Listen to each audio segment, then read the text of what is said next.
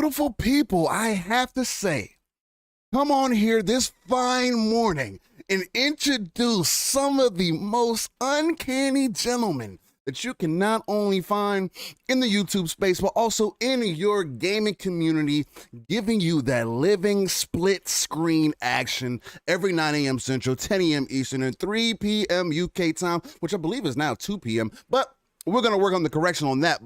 With that being said, it's been quite an interesting week, man. And before I get to the week, I have to let you guys know, thank you to the Midweek Mix-Up Collective for letting us be us, keeping it live, raw, uncut, organic, authentic, giving you that energy that you need to get your weekend started.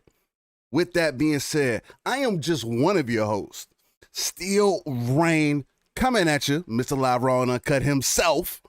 And I have to pass it off to one of the most uncanny gentlemen that I have met within this last decade, the brother from another, the podcast extraordinaire, the man who puts the soul into Pong, my guy, Pong Soul. What is going on, man? How you feeling? Happy Saturday, brother. Happy Saturday.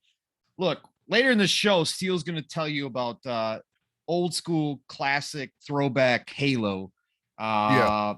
You know, that happened in a different time frame as we were discussing last night while playing Battlefield. That's a fact. No, we were having an argument, or no, we were having an argument. Nah. We were going back and forth, and Steele somehow tried to come up with the fact that we could go back to a classic style Halo, like World War II, Battlefield. And I was like, what? Retro Halo. Anyway, retro Halo. Yes. Anyways, happy Saturday, everybody. Welcome to Living SplitScreen. That's right. You heard right. Steele and I were up playing Battlefield when we should have been sleeping, but we are still here because this is the Living SplitScreen. It is Saturday morning. We've got amazing people already in the chat. The people expect live, raw, and uncut energy. Yeah. And guess what? We're going to bring it to you. Always. Look, crazy domination by Xbox. We got a lot to talk about as far as the news cycle goes. Yesterday was one weird day, man. There was a lot of strange stuff going on, a lot of smoke signals being put out. We're going to try to read all that for you and talk about it today. We've got to talk about looking back over this past year, maybe, and what the launches have meant of the PlayStation and Xbox Series console. So we got a lot to get down to. But guess what, Steele? What's up? Are you listening to me? What's up, man? Talk to me. What's going on? I was right about Battlefield. Ooh. I was right about Battlefield, everybody. Tell them again. That's right. Again. How you feeling? How you feeling? That's right. Look, we can dive into that. We better get the normal stuff out of the way, and then we can dive right into Battlefield, because that is launching this week if you did not have early access. And I think Steele and I both have a lot to say about what we've experienced so far in Battlefield. Definitely do. But anyways, love seeing you all here. Thank you for showing up, everybody. And I can't wait to get these discussions underway. So Steele. Yeah, man. Talk to them. Let them know what you've been doing this week outside of playing Battlefield with me every once in a while. I mean, other than playing Battlefield, you know, you gotta get into the Battlefield, man. I mean, it's just one of those things to where it being, I know it seems like I made downplay Battlefield, but I don't want anybody to get that misconstrued, because the way I do feel about Battlefield in some ways, the same way I kind of feel about Halo. I feel about Battlefield now the way I used to feel about Rainbow Six. I used to really love Rainbow Six and everything that it brought as far as realism, as far as overall gameplay, gunplay. Back in the day, Rainbow Six was iconic. Now, I mean, Rainbow Six Siege is cool and all. It's just not my thing. And it's not because, you die in 2 shots or whatever else the case. It's just, I don't like barricading and I don't know. It's just too many steps. That's not my style. When I think of multiplayer, I'd rather have that open PvP, gun game to gun game, with stuff that really matters, more so on a competitive level for me. But other than that, Forza has just been a thing for me, man. Anybody that I know could tell you Forza has always been like a key part of my life. I've always been knee deep within that world. I kind of put it off to the side because I wanted to finish building some of my. I guess I got a Gundam catalog that I got to get through too. So, you and Tempest Son, shout out to Tempest Son. Yeah, Gundam man. Builders, I mean, he's more addicted. Cool. He's more addicted to me though. He's way more addicted to me. Taking the time to really strip him down, paint him, and everything else. Me, I do a little bit of extra, but other than that, I just did. Hey, you know what I'm saying? You tried like a whole new. You tried like a whole new dipping process. I did. Didn't you on one of them? I sprayed it. Yeah, I just spray painted it. It was okay. All right. But no, it was just something different. I hadn't tried before, and I wanted to use it with the runners and everything. But anyway, that's a whole other thing. But yeah, man. So that's been kind of my gaming thing between Forza and now Battlefield, and then, hey, Halo, maybe on Monday. We'll see. But no, that's something we'll talk about later in the show. Just to give people some early smoke. But what have you been into, man, other than Battlefield yourself, Pong, before we get into these games? Man, obviously I should have probably gone there already, but I passed it back to you. Hey, look, like Steel said, Forza Horizon, with Crazy Louis supplying those codes, and we talked about it last week, and being able to dive into that early. Yeah, man, I put my time into it. Obviously, it's going to be one of those games I'll be going back to it. Again, a lot of stuff happened this week, and I've been waiting on Battlefield, and everybody knows that. But then, Skyrim Anniversary Edition came out. I picked that. I did pick up the it's on sale right now through Game Pass, so you get the discount. So it's $18 plus tax to upgrade to the full version. Again, I explained to everybody last week what that was. So you get all the content, the creator content. Everybody gets the upgrade for free. So, but you get all the creator content. So I jumped into that. They have not detailed what they've done to this game, technical wise, right? From a technical standpoint, for the series consoles and for the PlayStation. But they are now, they've got the nice little X and S stamp on there. However, when I went into it, now I've had some other people tell me they don't see a difference. And again, I'm not going to sit here and try to tell you that it couldn't be my brain tricking me just because I know it got upgraded.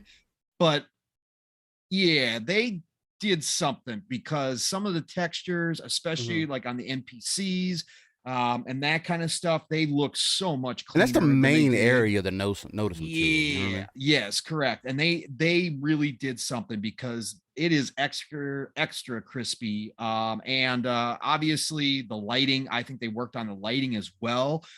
There's been some moments where you walk through certain areas where it's like, whoa, I don't remember it looking like this. So so I got back into that a little bit. Obviously, again, early in the week, it was Forza, because that game, again, as we talked about last weekend, it deserves all the praise. It is a amazing game, and the best in the series, which is saying a lot for what they've done. But it is addicting as all hell. And now you know why over 7 million people have now touched that game.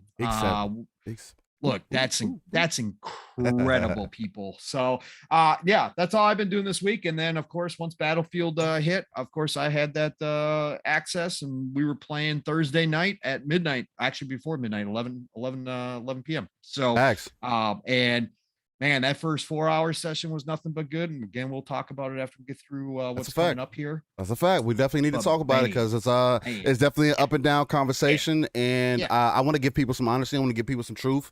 And again, I'm never here to undermine anybody's opinion or undermine anybody's feelings, but I gotta give it to you. I gotta give it to you live, raw, and uncut, right? But before we do that, man, let's get into these upcoming games, because we got to give it to the people. It's something that's different from what anybody else does. Again, being part of being in the gaming community, I feel like, is knowing what's upcoming, knowing what's coming in, knowing what's going out, knowing what's moving around. Hey, what's shaking and baking?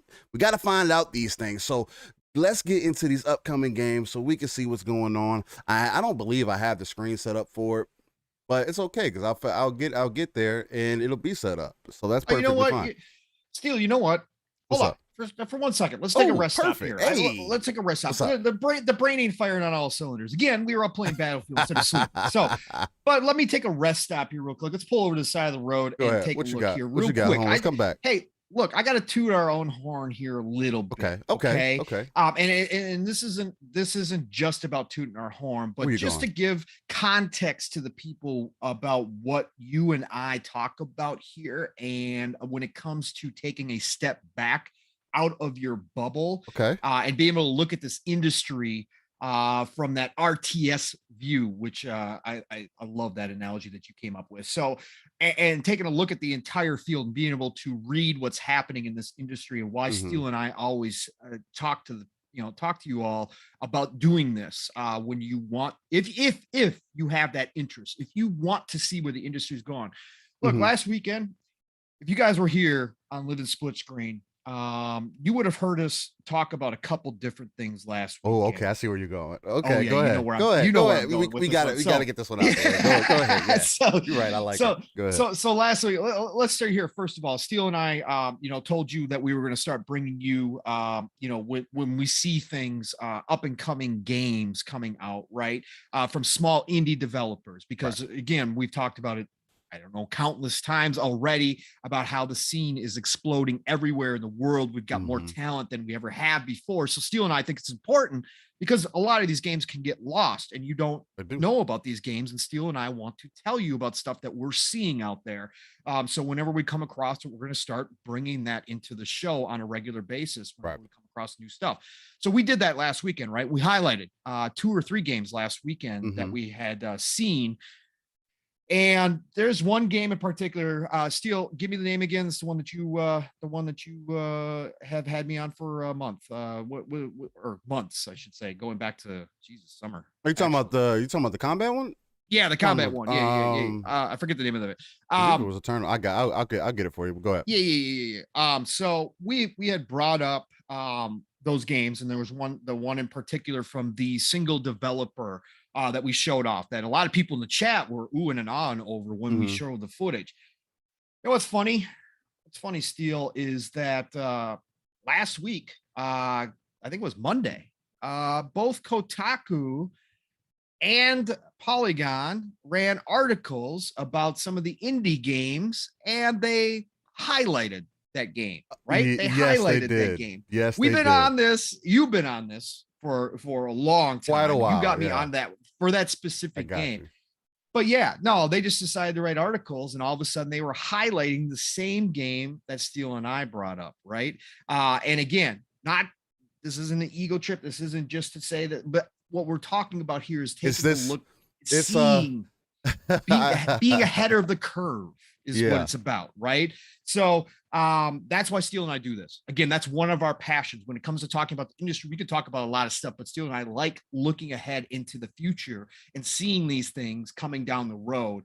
And it was just funny that Kotaku and Polygon. And then the other one, if you were here last weekend, you heard us talk about the impact that the early access for Forza Horizon 5 would have, and offering that premium package upgrade to the Game Pass users at a discount to get that early access. We were one of the first shows to touch on what that meant going down the road for Microsoft. Yes. Right. We were ahead of that curve as 100%. well, because we were looking at it from that standpoint. And when we got done with the show, literally within an hour of getting done with the show, and again, I'm not saying these shows or these people are watching us, but it's just funny how this all works out after Steele and I get done talking about how we try to take this view. So after we get done with the show, about an hour later, good friend of the community, Benji Sales, awesome dude, analyzes the industry. Go follow him if you don't. The guy's got some really freaking amazing thoughts. Shout out to him, by the way, too. He got props from Paul Tassi. Yeah. This week as well, saying everybody go follow this guy. He came out with a tweet talking about the sales, the premium package, and how that could be the model for Microsoft and Xbox going forward with their first party games. Yep. So again, I just had to bring this up, Steele, because we talk about it all the time, and sometimes people need kind of to see it happening, or to get that proof of concept of why we talk about this stuff all the time. Right. So I just wanted to throw those examples out there as to why we do this and why we continuously mention that when we're talking about this deal. And as you do that, thoughts? and as you do that, the biggest reason why I wanted to make sure that I kind of wanted to stall on the name and everything, because I wanted to make sure that I got gameplay for it. Because I was going to pull it up on screen. The game that we were talking about that we showed last weekend was a game called Morbid Metal, made by Felix Shade. There it is. Yep. I was on top. I've been on top of this game for a while, just because I'm enticed by things that are very shiny and things that seem very complex in some ways in the combat system, like games like Devil May Cry, games like Bayonetta, games like Demon Souls, games like, the list can go on and on, right? Any game that has like Scarlet Nexus, let's think of the newer games that have that a more intrinsic combat system really entice me. So games like Morbid Metal that have this free-flowing combat, the time slowed down, everything. It's just for them to call it. They call it the right thing. They said it's a Star Wars like title. This is from Polygon. They said it's a Star Wars like world collides with an anime style action in this new sci-fi game. Man, don't I have some good opinions? No, I'm playing. You do, brother. But you do. It's just one of those things where it's like sometimes. Yep. The whole point of why we do this is because we feel like we have a pulse on it. You know what I mean? Like we feel like we're in it. We not necessarily live, breathe, and everything. And like that just sounds. We got real life. I wish we could. It's still. I wish I was getting paid. Right. Exactly. We wish we could get paid to live and breathe this stuff. I'd be a happy man. We wish we could be getting paid for it all. It'd be more convenient and everything. But it's like, even for us not to be able to, again, it's like. It's one of those things to where for us to be able to not be able to talk all the time throughout the week, or not be in an office together, or whatever the case, right? And for us to still come here with the passion, the authenticity, the organic nature, the energy, the being able to pull games from, like, we don't just talk about BS in like our DMs. We talk about it's like gaming, man. You know what I mean? Like, life is thrown in there too, because we're boys, you know, we're friends, we're guys, you know what I'm saying? So it's like, it's completely different, but at the same time, just being able to come together on something that has become so ingrained in people's lives now. Yeah. And we're and we feel like gotta put hand on the pulse, like, sheesh. No. No. I mean, it's true though, Steel. It's true though. and you know, it's funny. Shout out to Iron Lord's podcast and shout out to King. You know, King, you know, has been right about a lot of things. No, he has. He has his hand on the pulse. Yeah. You know, he gives himself 95%, rating of being right. But people always wonder how, you know, he gets away with it and how he can see that stuff. Look, he's taking that satellite view and he sees things, right? So, you know, that's the kind of stuff. Even when he comes out and says, I mean, he puts out there a lot more than a lot of people do too, as far as just, you know, he sees something and he's going to run with it. Like, you know, he sees Sony eventually becoming a publisher, right? Versus being in the console industry. And people think he's absolutely insane.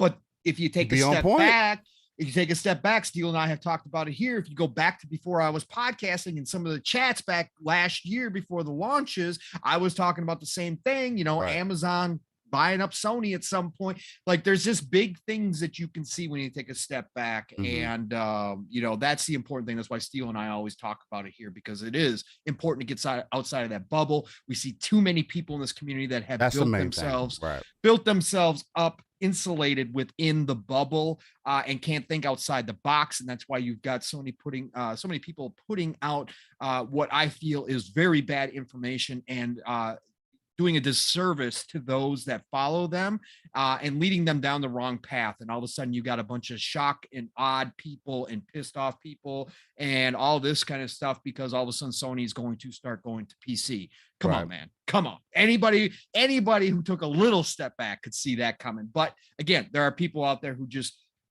stay within the bubble and never look outside of it. Never try to get out of it. And again, that's not what Steel and I are going to do here. We're always going to be looking at the bigger picture and trying to give the people who enjoy us on Saturdays a different perspective and a heads up on what's coming down the road. So I just had to bring that up. So I thought it was pretty funny. And that was perfect, man. I mean, sometimes you definitely have to not necessarily brag on it, but you gotta talk to the people, man. You gotta tell people like what you bring to the community, what the vibe that you bring in, and hopefully people see it, man. And again, it's just being open, being honest, and then just proceeding forward from there, man. So let's get into these upcoming games, man. We gotta tell these people what's up. Talk about the future. Telling the future. I'm going to tell you the future right now, everybody, because I do actually have a crystal ball that works for the most part. It's called GameInformer.com /2021. That's the name of my crystal ball. And it gives me a good look into what we're going to be having come our way this next week. So we are going to jump into the week of the 15th already. Oh, man. We're 2 weeks out from Thanksgiving. Yeah, man. It's right around the corner. Black Friday's coming up. Oh, good God. Get ready. Buckle up. At least over here in the States. So for all of you UK listeners, I know it's not quite the same. You guys already had your Thanksgiving. So at least up in Canada. So let's go here. We've got first up, Steel. This one, man. This brings me back. So the Smurfs mission by Villeaf Smurftastic Edition. Okay, so you got the Smurfs mission Villeaf Smurftastic Edition. Do not try to say that more than 10 times, especially when your brain's not working like mine. Is that what you're hyped That's going to twist you up. So, hey, look, the Smurfs finally getting another game. You know what? I love the Smurfs, man. I was there. Somehow. I was there. I was there every funny week. As hell. So the Smurfs are getting this new game. It's coming out on Xbox Series consoles, PlayStation 4, Xbox One, and Switch. No PlayStation 5 listed. So guess what? You're not getting that upgraded edition of the Smurfs. I don't know what that means in the grand scheme of things, but anybody looking for, I guess, the best version, it's on Xbox Series consoles. So there you go. But yeah, the Smurfs are coming out. Hey, all you parents out there, keep the Smurfs alive. Introduce your kids to the Smurfs. They deserve it. They deserve it. Look at you. Don't you start with me. Oh, the Smurfs was cool back in the day. The Smurfs are cool, man. They're all right. And look, they're still getting a game. There's a lot of other cartoons that don't get games anymore because they've fallen off, right? Smurfs are still around. Yeah, at least they're timeless. Smurfs got a game and Sonic don't, so they're timeless. Exactly. What does that tell you? No, it means Xbox should buy this IP and make it mascot. Smurfs. I love the Smurfs. All right, wow. Gargamel, come on, man. I was not expecting that. That's funny as hell. Oh God. Saturday morning cartoon. Yeah, I can tell. Yeah, I can tell. All right, let's go. All right. So let's see. Next up is the Wild at Heart PlayStation 4. We of course have had this on Xbox. I love how we say we because I don't have my PlayStation, even though I play everything. But anyway, it's funny. I always catch myself doing that. So Wild at Heart, which came out on Xbox, came out in Game Pass. I played a few hours of this game when it first dropped. This is by Moonlight Kids, published by Humble Games. Again, Humble and Xbox have a great relationship. We're seeing more Humble games drop in. They announced that. But this is a very cool game. The art direction, the style, the story, all of it hits, always it hits the marks that you want to when you're an indie trying to separate yourself. It's very unique, but the story itself is really cool. This is one of those games that I have kept downloaded. I have not deleted it because I do want to go back to it a bit. So again, that came out on Xbox and PC back in May. But now PlayStation 4 is getting it November 16th. So anybody who wants to go check this out that doesn't already have a Xbox, it will be available for you on PlayStation. So good game to go and fool around with. It is a really cool. Some of you might get really hooked on it. It's excellent. It really is. Final Fantasy VII, The First Soldier, iOS and Android, Square Enix and the mobile market. They are best friends. Square Enix puts out so many mobile games. It's ridiculous. But they are getting a Final Fantasy VII: The First Soldier, which is almost an MMO at this point because it's up to 75 players. Yeah, for anybody looking for more Final Fantasy stuff, get it on your phone. So I don't know if it's going to have Razer Kishi, what do you want to call it, compatibility. Hey, some of you all just love playing on your phone, even on touchscreen. So I'm sure it'll be excellent. And then we've got Tamarin coming out on Xbox Series consoles and Xbox One on November 17th. This looks like an absolutely adorable game. This is from Chameleon Games, developed and published by. This already came out. Game of the year. Yeah, game of the year. Game of the year. No. But it did come out on PlayStation 4 and PC back in September of 2020. So Xbox is finally getting it. To be honest, it looks absolutely ridiculously good. I mean, supposedly it's a spiritual sequel to Jet Force Gemini. Rare developers. Yeah. Jet Force Gemini was incredible. Interesting. Did you ever play Jet Force Gemini? I remember the game. I don't remember playing it. I remember the game though. Yeah. So and former Rare developers worked on it. No wonder why it looks freaking fantastic. Tamarin, I'm gonna look into that one. Yeah, I want to see what that's about. So that's coming out on November 17th. Ooh, there you go. Here's one of yours. He's gonna be something for you. We got the package deal here. So Blood Rain. This is okay. Blood Rain's had different iterations. This one is the 2D style version, I believe, right? If I'm not wrong in this, I think this is the hold on, let me double check real quick before I get that wrong. No, they're doing this is the full remasters. Okay, so these are the old games. So we're getting Blood Rain 1 and Blood Rain 2 revamped, which is the remasters of the classic games that came out. Blood Rain, like I even like the movie, which was one of the cheesiest things you probably could ever watch. But Blood Rain is a great series that deserves to come back. And I hope these remakes actually do well still. It's coming on PlayStation 4, Xbox One, and Switch. Right. November 18th. I hope enough people, again, this is not going to be your home run hitter here. Okay. Blood Rain's never been that. Blood Rain was a AA game back in the day. But Blood Rain itself, the story itself is absolutely, it's awesome. So I hope these do well enough where they start thinking about bringing it up to date with a new game, because Blood Rain deserves it. Blood Rain is a very cool character who nowadays, if they did it right, could hit because it's got all the hallmarks that you want in a game, right? So vampires, you can even get the Nazis in there. You can do all sorts of crazy stuff, right? So Blood Rain 1 and 2 revamped coming out this week as well. I will be looking into that. I don't know what the budget's looking like right now. I got to go back and redo it because obviously so many games have come out for the rest of the year, but I will be picking that up at some point because I want to go back and play those. It'll be interesting. Sure. I might end up checking that out to see. As long as it's in decent condition. Yeah. Again, this isn't a full, this is a remaster. So it's going to have, I think the first one came out on PlayStation 2, I think. So, I mean, that's some time to cover for sure. Yeah.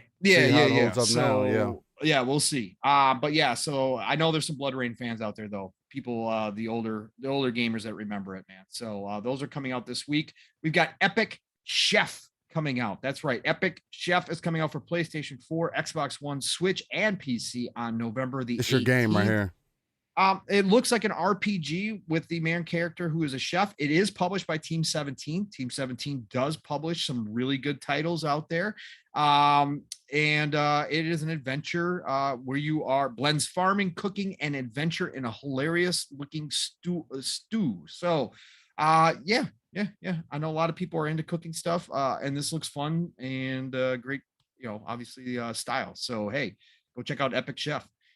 Steel, I know I'm going to lose you. Even if Halo comes out, you're going to be playing Epic Chef, right? Nah. Oh, negative. Damn, I thought I had you pinned on that one. Negative, right. And that's a big negative. All right, here next up is a game. Hey, we've seen this game a couple times, and it just got confirmed this past week. I was actually going to bring this up separately, but then I saw Game Informer actually added to their list, so they did do some updates because XO1 just got confirmed for November the 18th for next week. XO1 for like Steel. When I told Steel, hey, XO1, when I sent them the XO1 information, God. He's like, oh, another game. And I'm like, oh, damn, I didn't know Steel was all about XO1. And then he's like, yeah, man, I gotta check out those big robots, man. And I'm like, no. That's Exo Mecha. Yeah, and that's coming out next year. That's gonna be a free-to-play game. Everybody knows about Exo Mecha with the giant mechs in the battlefield, first-person shooter. I got excited. Yeah, you did. You did. That's why when you first said it, I was like, damn, I didn't know Steel was looking forward to this. All right, cool. Good. But XO1 is, if you guys remember, it's been at a couple shows already. And XO1 is actually where you're this, it's an exploration game where you're a little like probe and you're exploring different planets and stuff like that. So a lot of you go watch the video. You guys will remember it, but that is coming out next week. Check it out for on Xbox and PC. Space exploration. That is a game. That is a console exclusive for the time being to Xbox. This is a game I've been actually looking forward to. I think this is one of those chill games, right? This is where you sit back, but it's got fantastic graphics. And I actually can't wait to kind of check this. You on the fly the Millennium Falcon? Here you go. Hey, in a way, or a frisbee. If you ever want to fly a frisbee through space. This is your game right there. You want to fly a marble through space? There you go. XO1 next week, November the 18th. Looking forward to that. Again, it'll be one of those games I have permanently kind of downloaded and I go back to just check out all the time. So then we've got Undungeon coming out for Xbox Series consoles, Xbox One and PC. Kind of interesting action game published by Tiny Build, developed by Laughing Machines. This looks like a pixel art style action RPG. Okay, all right. Hey, I'm always down for action RPGs. So we'll check this one out. I love the cover art. Yeah, I do like that cover art. It's actually kind of dope. Yeah, looking real good. So Undungeon next week as well. Then of course, Battlefield 2042. The official launch happens next week on the 19th. Steel and I will wrap up this segment, and then Steel and I will go right into Battlefield 2042. Big facts. I'll just say, hey, Eddie, if you're a Battlefield fan, you're going to want to check this out. So we'll get into that. But Battlefield 2042 is coming to PlayStation 5, Xbox Series consoles, PlayStation 4, Xbox One, and PC next week on the 19th. Though I will be the one to say right now, if you're playing it on PlayStation 4 or Xbox One, you may not have a good time. I heard that on the older consoles, the game is not running that well. So I just want to put that preemptive warning out there. We'll talk about it later here in a bit, but I just want to kind of put that preemptive warning about it just to give something to put out there. Yeah, that's the word on the street. It is releasing for everything. So that is the word on the street as a current. That's the word on the street. So I have not played it. So I cannot hands-on wise, I can't say anything, but that is the word on the street. So and then on November 19th as well, Nerf Legends comes out. That's right. Nerf Legends, the shooter from Fun Labs, published by Game Mill Entertainment. This game might be fire. This might be the one that takes down everybody. This could be king. Can you imagine if Nerf Legends came out, Steel, and all of a sudden became like a streamer's paradise, and it just crushed Halo, crushed Call of Duty, crushed Battlefield. What if it's third person? Is it third person? I want to know if it's third person. I can't. Let me see. I'm about to find out. Yeah. It's Nerf Legends third person. I like that. Let's see here. Looks like it's got. Oh, wait, no, never mind. That's the ad. Never mind. I was just about to go into a whole different game. I was like, wait, what is this? Nope, first person shooter. Interesting. That's first person shooter. That's bold. Yes, sir. I like it. I want to see what they end up doing with it, man. I mean, Nerf is one of those things. If there's something that you could bring to a virtual world and it worked really well, it's Nerf. So I don't know, man. That's interesting. Yo, wait, Steel. Can you bring up the video? Can you click over and bring up the video? Yeah. Yeah, hold on. Let me bring it up. Let me bring it up over here. Yo, this has got a sci-fi like Halo like look to it. Like, really? I didn't think we gotta bring up the video on this. I didn't think we were gonna go neck deep into this. No, but we gotta check this out. Is the one from IGN? Yeah, just click on just the link or the Xbox announcement. That's from 3 months ago. No. I'm looking at the IGN one right now, the official exclusive announcement trailer. That's one we'll look at then. Yeah, you gotta look at it's like Destiny mixed with Halo. That's weird. Yeah. That sounds really weird. Hey, look, if you got kids, look, not every parent's the same. So I understand some parents don't let their kids touch mature rated stuff, right? Right. I parented differently. Everybody parents different, right? So, but if you are one of those parents and obviously the kids are saying, hey, I want Call of Duty or I want Battlefield or I want Halo, Halo's team though. So you can get by with Halo if you really want to, but this gives you another option.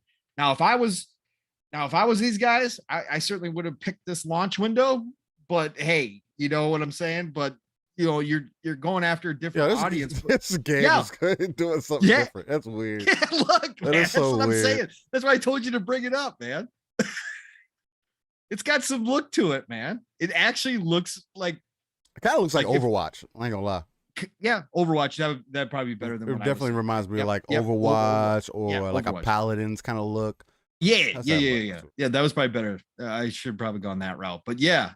I don't know, man. Look at the drum on that Nerf gun. Oh, God. I know. It's ridiculous. You're shooting robots as PvE? Yeah, I don't know if it's is it PvE VP? Maybe? Let's see here. This is interesting. It has like a Borderlands Nerf Legends. Okay, here we go. Nerf Legends features a single-player campaign that pits players against an army of evil robots across 19 levels. Areas include a fortress, space fort, and jungle. Meanwhile, multiplayer modes include a 4v4 team battle, an 8-player free-for-all, and supports crossplay across all versions. Wow. Okay.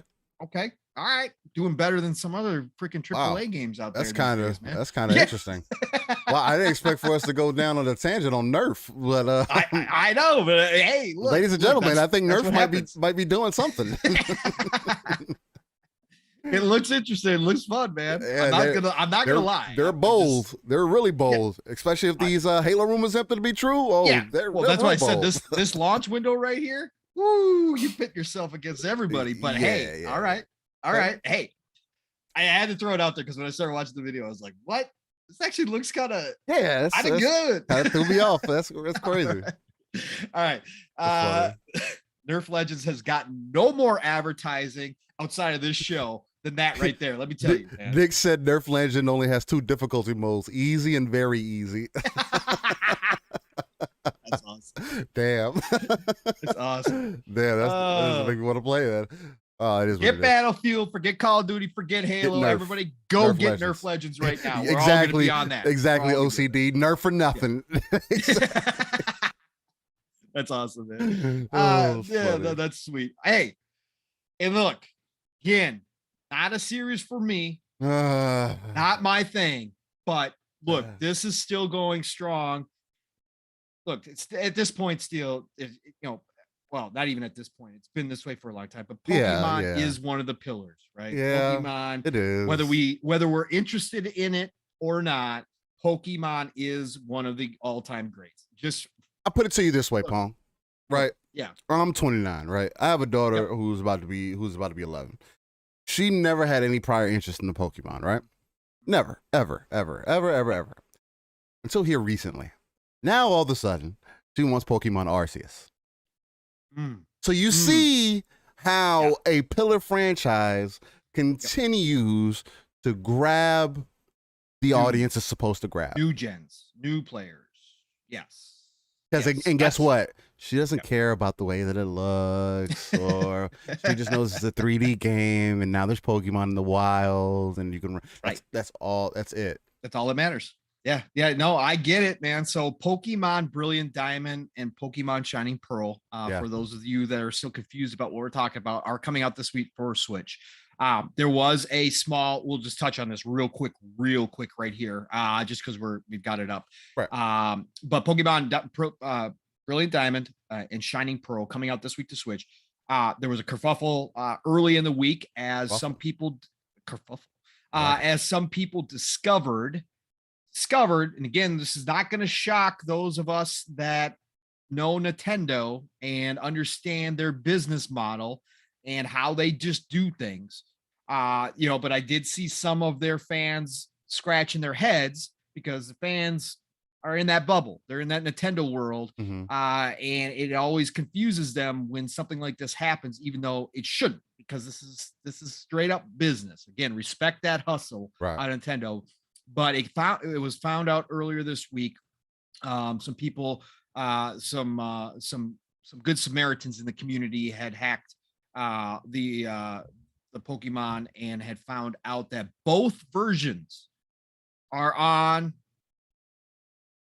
the chip, right? Both versions are in the game. It's always been knowing. Yep. And all it is a switch that tells the system, tells the Switch, pun intended, which version you bought. So both are on the same. What do they call the Switch card? Are they cartridges? What are they? Technically they're cartridges. They are cartridges. They are. Okay, all right. I don't want to sound that old, but I guess it's technically what they are. They're not discs. Yeah. They're not. They go into a slot. They're not SD cards. The Switch cards. Is that what they are? The game cards. It's a card. It's a game card. There you go. I like it. Card.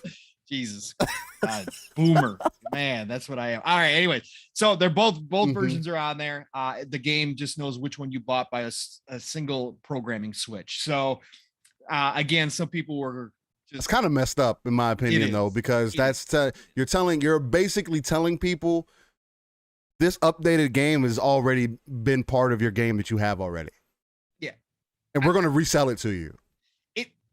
It's no different than when everybody started finding out back in the day that the DLC was already on the disc. Yeah. Yeah. You had to pay it on lock. Yeah. I remember that. That was a big deal back in the day when DLC was the devil and everybody hated it, the horse armor and all that kind of stuff started by Bethesda. And then all of a sudden everybody found out that it was just included on the disc. And when you paid for it, all it did was tell the system that it could read that portion of the disc. Right. So access that content. So this is no different, but this is a full game sitting there. Yeah. So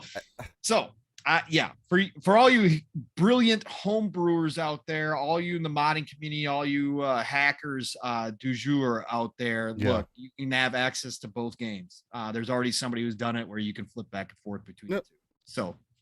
But Pokemon is huge. It is a huge deal no matter what. At the end of the day, whether it's for us or not, Pokemon is going to sell a ton on Switch, obviously. So that comes out November 19th.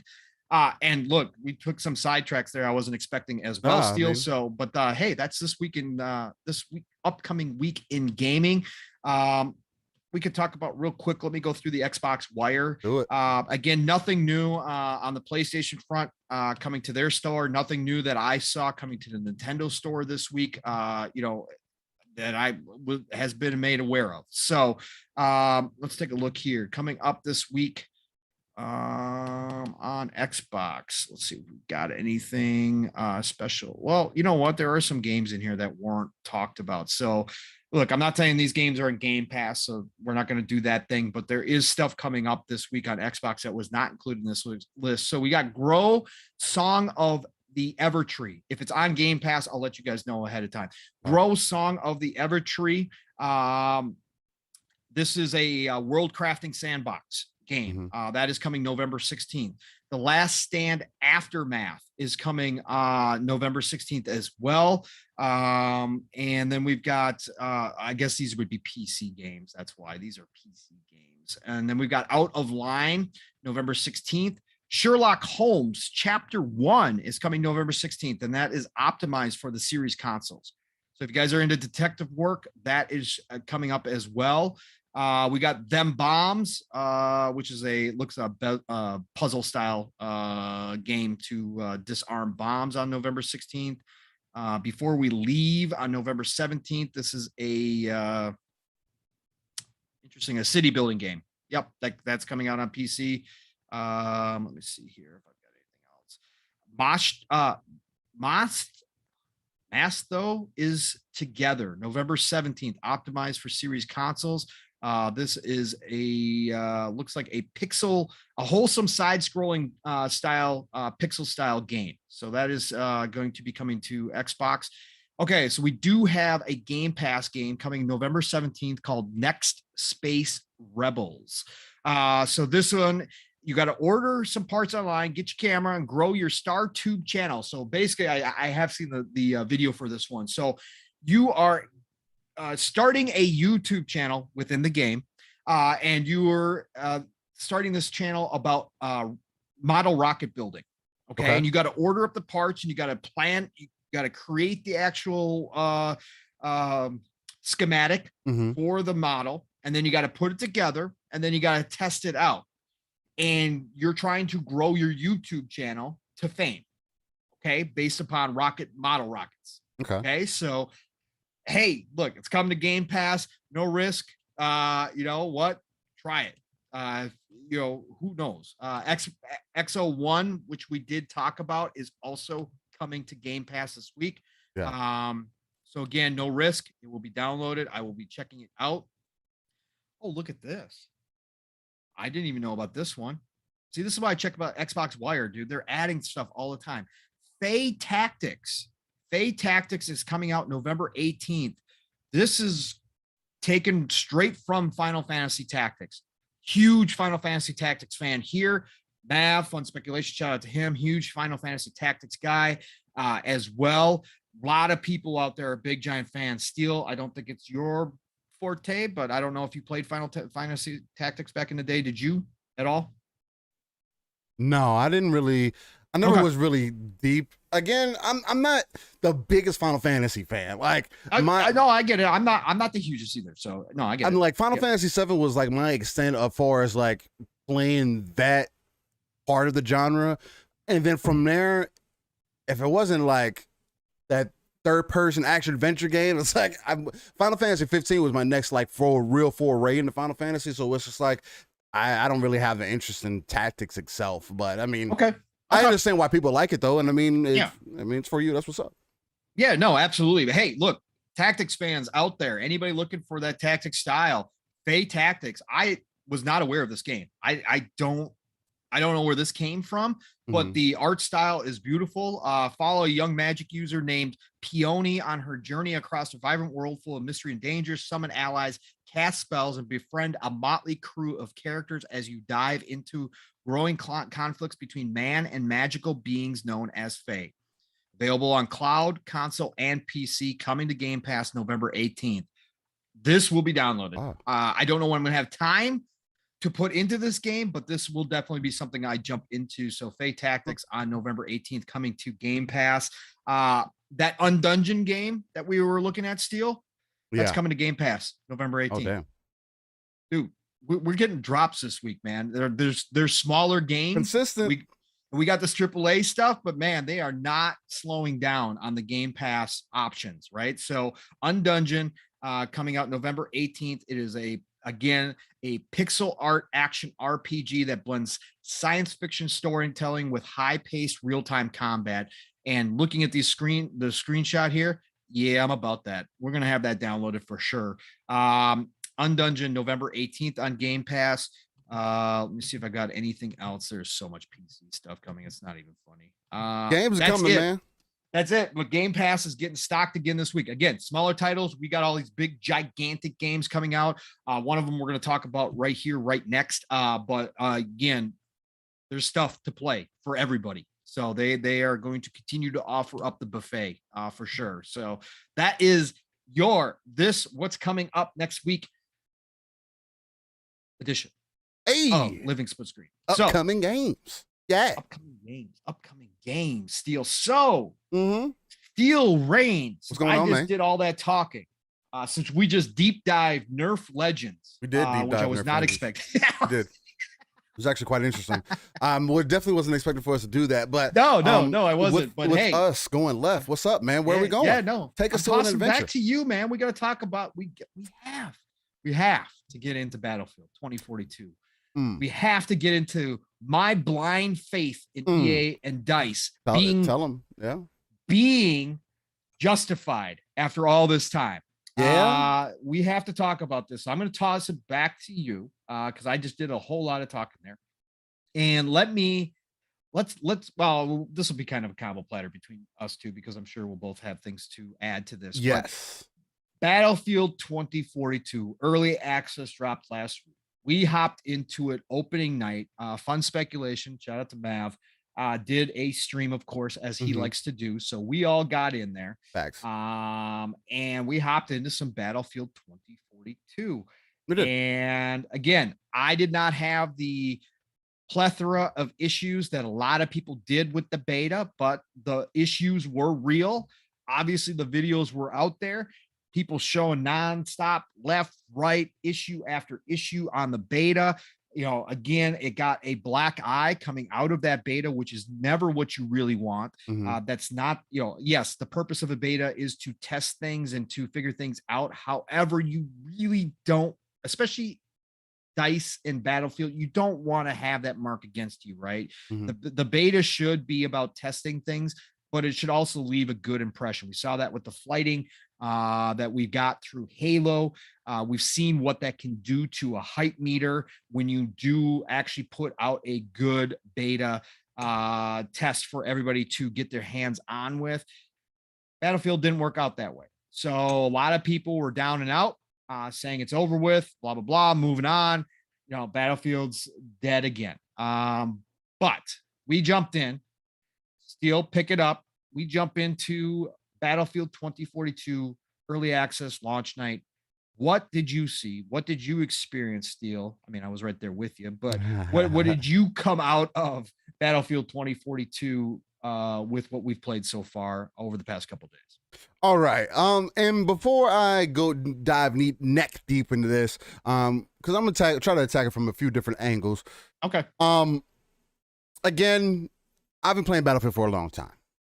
And the only reason I preface this with this is because Battlefield being a multiplayer only game, it being worth $70 or having access to it through the 10-hour trial, through Game Pass or EA Access, or being able to get access to it through EA Pro. There's a lot of things for Battlefield that I will give them. You know what I mean? As far as leeway goes. Just because of its typical Battlefield things. You got to imagine what Battlefield's trying to do with the destructibility of everything, with the size and the scope. These maps are bigger than they were ever before. And not only that, but one of the main things that I've noticed about 2042, because, you know, initially we were having some connection issues, right? As far as getting connected with each other. The one thing I noticed off back is I don't understand why they limited the parties to 4 people. That doesn't make sense.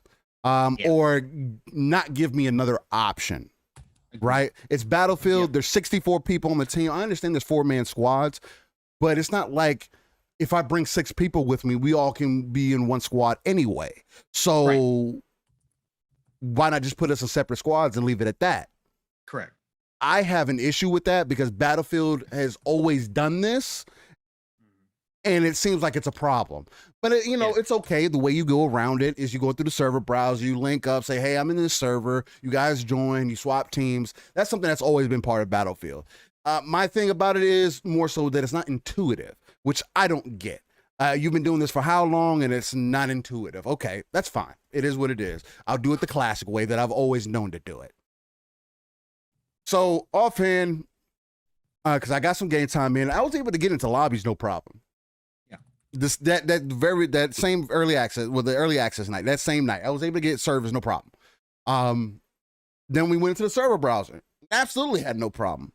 We only went to the server browser and we started playing Bad Company 2. And the fact that DICE Amazing.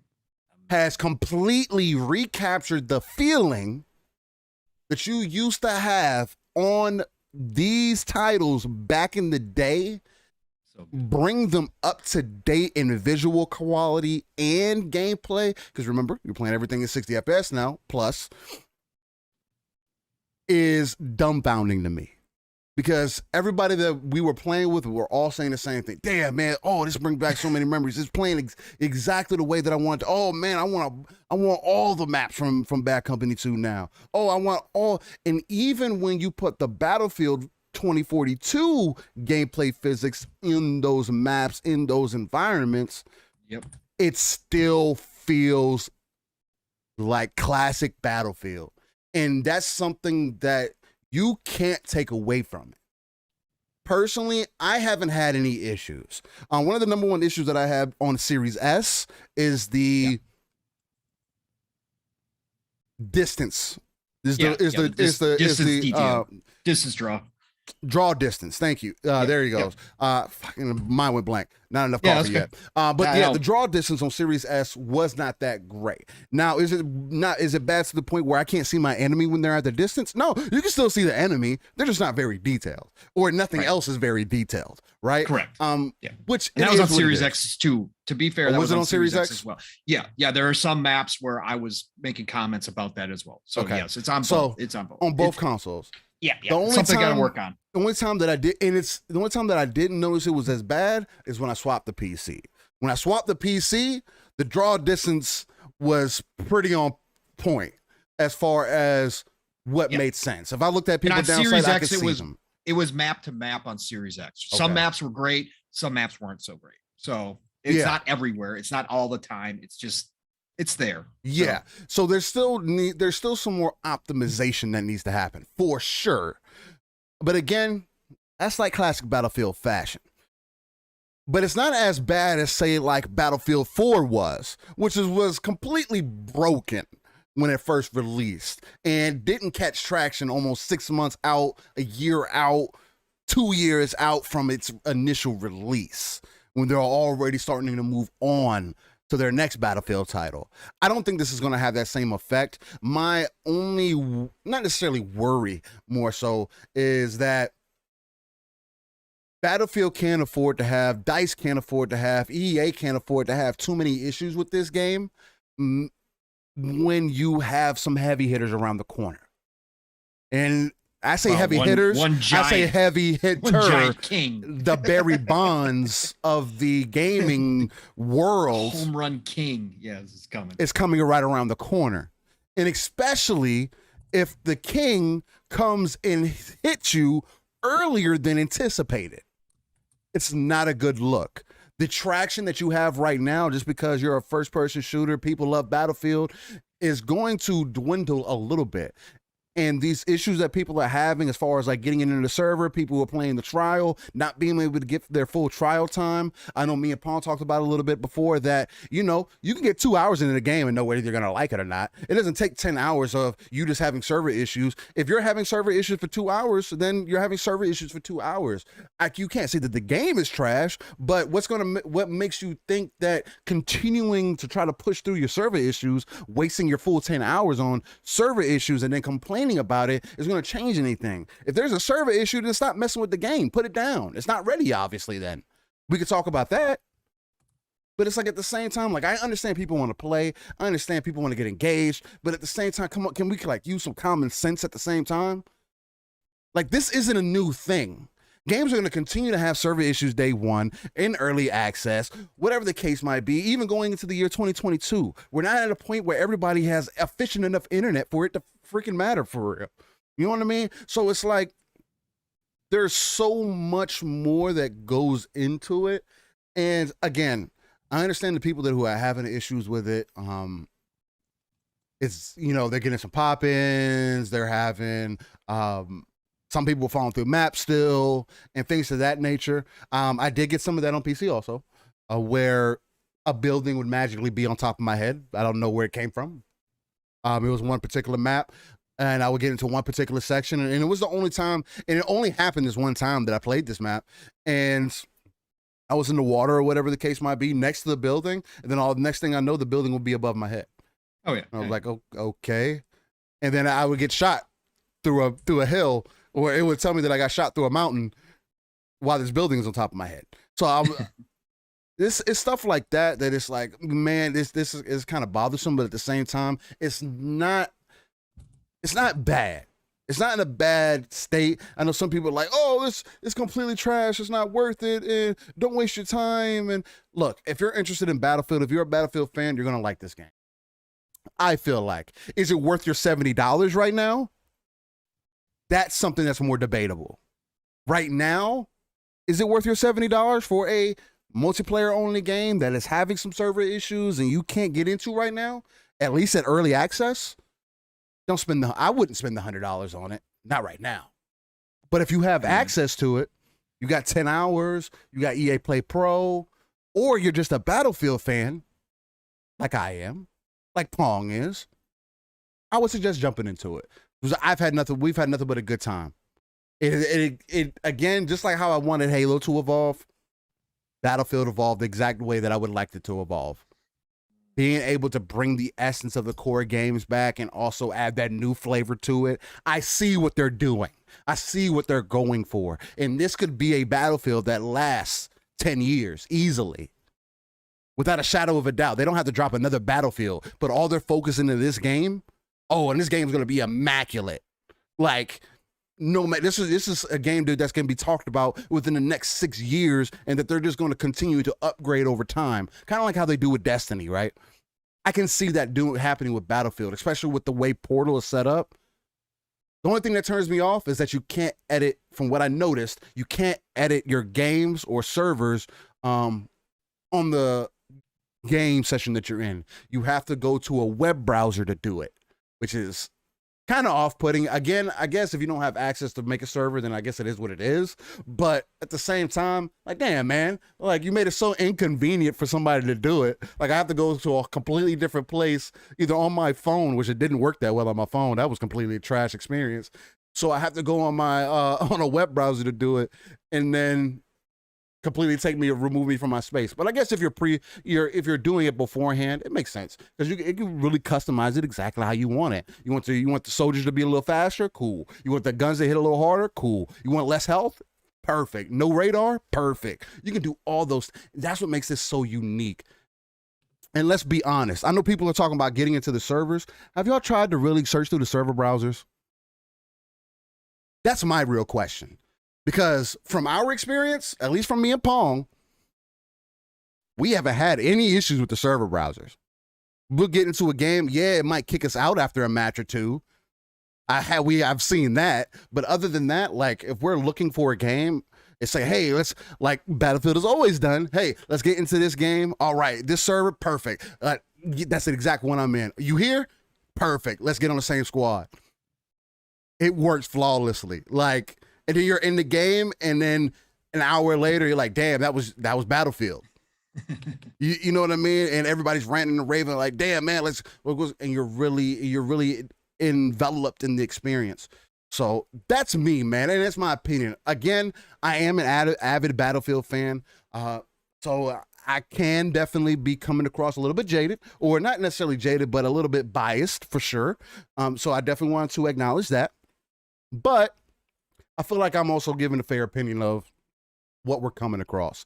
Again, that's why I gave that preemptive thing about the older generation consoles, Xbox One, PlayStation 4, because I have been seeing and I have been hearing, and from what I've experienced, I would not play this game on Xbox One or play PlayStation 4. I would not. Not at 30 FPS, not with the issues. It's almost like a null and point. This is one of those games that should experience. Skip the older gen. From at least my experience. Not saying that it can't get better, but from at least my experience. So, Pong, how you feeling about Battlefield? As an avid Battlefield fan, you're more of a Battlefield fan than a Halo fan. So this is like your number one thing. You're like, even with Halo out, I'm trying to get in this Battlefield 2042. It's taking you to that level for sure. You said you were definitely vindicated from the beta. I definitely want people to know. It was blind faith again. I was just joking around again. For me, it was blind faith. Just hoping that I've been straight up with everybody, right? So again, for anybody who hasn't heard, disclaimer: I am a Battlefield diehard. Okay, through and through. I have been waiting for a modern Battlefield forever. There are other Battlefield diehards. Matt Burns, shout out to brother Matt Burns in the chat right now. That man is a Battlefield head as well, but he put up with, he loves Battlefield 5. He's loved Battlefield 1. He loved Hardline. Look, Hardline was good. It just didn't hit the right way for me. Battlefield 1 was like excellent.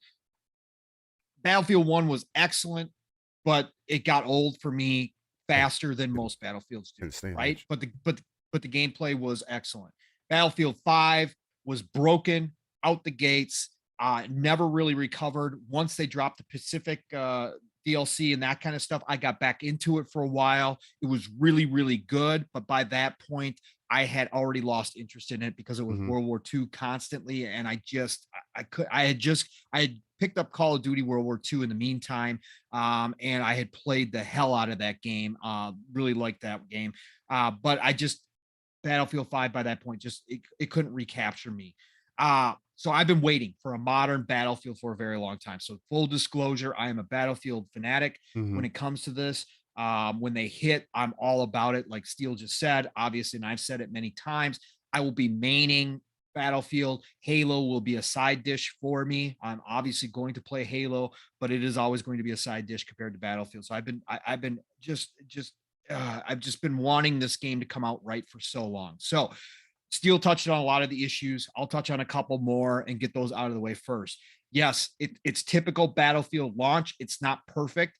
I will say that outside of the connection issues, the servers are actually in a better position than most Battlefield launches right now, because once you're in, like Steel said, yeah, you can get kicked every once in a while here.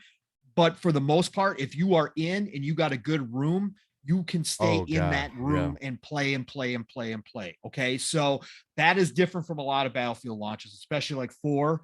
4 was a complete and utter failure when it came to servers. So they are in a little bit better position. However, here's the things I'll say. Number one, there's an XP glitch right now. Okay. Facts. That's bad. This needs to be priority number one. Okay. Because if all you've got is online gameplay, it's all about leveling so that you can open up more weapons. Yep. And this XP glitch, which is happening for people who don't know, for the main glitch is happening on the 128 person servers where you won't gain any more XP. It'll show you for a match, get that XP, go up to the next level, but then in the next match, you are back to the previous spot again. And it does that over and over and over again. However, last night on a created server that Mav had set up, Fun Speculation had set up, we were only playing 64 players, and it happened to, I think, everybody in the room again. So we weren't gaining experience for those matches. It showed it, but then it would take it away. Okay, so that is a huge, huge issue that has to be resolved instantaneously. So that is one of the big ones. They had to remove the one of the specialists, his special, whatever you want to call it, is a shield, right? Is a body shield. They had to take that instantaneously out of the game the day that early access went live, because all of a sudden there's videos popping up of basically an invincible shield guy, running around meleeing everybody. Like I literally watched videos of guys unloading 2 clips into a guy with a shield and doing no damage. Okay, so they had to take that out. They've got to fix that as well. And then the minor server issues that are there, they've got to get the official DICE servers set up. They have not done that. For anybody who doesn't know, like Steel was talking about searching for a server right now, you can find them no problem. The pings are all over the place, so you got to watch that. 100%. But that's normal. Again, this is normal. If you've played Battlefield, you understand this is just normal. It's not an excuse. It's not excusing it, but it is what it is. Okay, this is how they run their servers. There's pluses and there's minuses, but they usually have official DICE servers set up directly from DICE with classic style gameplay, because the created servers, you have to read the descriptors. Otherwise you can wind up into a game like I did yesterday, because I didn't read the descriptor close enough, where the defenders had guns, the attackers only had rocket launchers, grenades, and drones, and that's what we were using to attack with. Okay, it was an XP boost server, so you got to watch that as well. So they got to get those official DICE servers set up. Okay. Match to match, the gunplay itself is fantastic. I know Bomber was already in the chat complaining about the gunplay. I totally get it, brother. I get where you're coming from. Not going to deny it, because match to match, it can be unreliable when it comes to the gunplay. Sometimes it feels like the hit detection is spot on 100%. And then other times, certain guns, like last night I had a match where LMGs felt like they were missing 95% of the time, even at medium to close range, which again should not happen with an LMG. Okay. You're putting a lot of rounds into somebody. You should be getting more hit markers. I was not seeing them pop at all. So from match to match, that's been a little bit inconsistent. Graphical glitches for the most part, outside of the ones that Steel talked about. I saw, I've had one match where I saw a guy floating in midair, which was rampant during the beta. Only one time have I seen that happen so far. I saw a guy that got shot and killed. His body was flying through the air, hit the water, and then it looked like his body was you were talking about surfing the water all the way across the screen. Okay, I've seen small things like that, but for the most part, fixed. Right, all the flashing, the artifacting that we saw in the beta, I have not seen one iota of that. I was seeing less than most people were during the beta. However, I have not seen any of that. Mav for the 2 nights that we've played with Mav was experiencing it bad on the beta. He has not seen it at all either. So I think that they actually did fix this. What we can say at this point is that the people that were saying the beta was an older build was correct. There were some people trying to claim that was a newer build. There is no way. I mean, again, there's a way.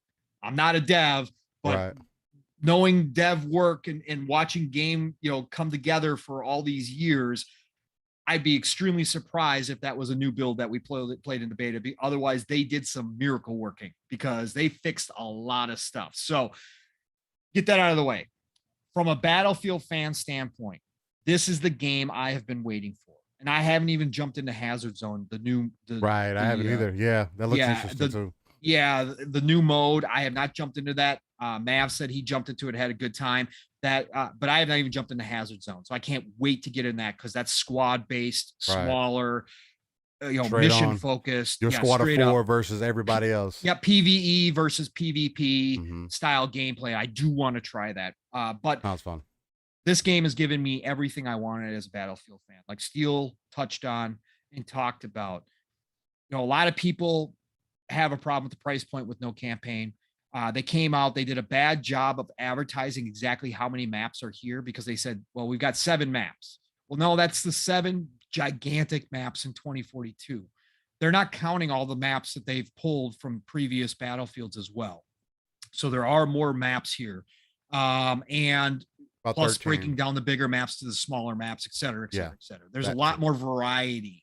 Now they're going to continue to add. They've already come out and said that the portal, like Steel was talking about, this is now more of a games as a service. This is a Halo Infinite style Battlefield minus the campaign stuff, where they're going to be able to add and continue to add to this game. So they are going to bring back more maps. And let me tell you something. They've got the former DICE LA team working on the portal and the Hazard Zone stuff. And they were in charge of bringing those old maps up to date with the new Frostbite engine. Oh my God, they did it right. Look, Frostbite got a bad rap because EA was forcing Frostbite down every dev's throats, whatever game they were working on, until obviously Respawn said, yeah, no, we're not going to use Frostbite. Okay. And they came out with Jedi Fallen Order, and the rest is history. But so Frostbite got a bad rap. Frostbite, though, for those that weren't old enough to remember when Frostbite was first created and when they came out with Battlefield, it was amazing. Frostbite, it's amazing. And now this new one is absolutely stunning. I've posted screenshots. You can go on my Twitter, see the screenshots from the Series X version of this game. This game is gorgeous. There are times when it's downright stunning to look across the field and see what you're seeing. Like we both just mentioned when Steel was talking, there are some times where the draw distance as far as detail goes is lacking. Yes. But for the most part, overall, the game is simply beautiful. It's crazy going back to Bad Company 2, my favorite game, the game I've been clamoring for a remake on. or I've been clamoring for a Bad Company 3, right? That was the game I don't know how many hundreds, possibly 1,000+ hours into Bad Company 2 back in the day. Multiplayer. Okay. Right. I played the campaigns too, because the campaigns were fantastic. I wish they would bring them back. But anyways, that's besides the point. Multiplayer wise, that's my favorite Battlefield. To come back in and it be dropped into the couple of classic Bad Company 2 maps and go, oh my God, I remember this, and holy shit, this is absolutely gorgeous. Like, that was just an amazing feeling to have that nostalgia wash over you. But to have those maps updated with the current Frostbite engine to look the way they do now, that's a different type of experience for us. Again, the fanatics who played those maps nonstop, that was awesome. And then to be able to go in, and again, Portal allows you to set it up the way you want to. So you can have Battlefield 2042 specialists, which is what they call, the classes now, right? Specialists. You can have those come into the older maps, or you can just play straight Bad Company 2 classes on those old maps as well. And that's what we did the first time, that opening night. And to go into my sniper class, Steel, again, this is a small thing. This is small, but to go into my sniper class and be able to select mortar and to be able to call in a mortar strike. I can't even explain how excited I was. If you were watching Mav Stream, you would hear me going like a little kid again. Just so giddy over the fact that I could call in mortar strikes again with my sniper class. That is one of the biggest things that was the most fun, when you got those people hiding out in buildings, or you got those snipers up on the mountains and you just can't get to them because they're hiding behind the rocks, and you call in that mortar strike on them.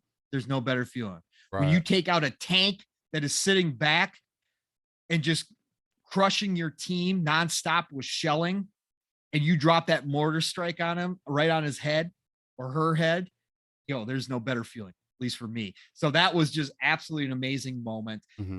Like I said, the guns feel great. Again, yes, they're, from time to time, I have had some hit detection problems.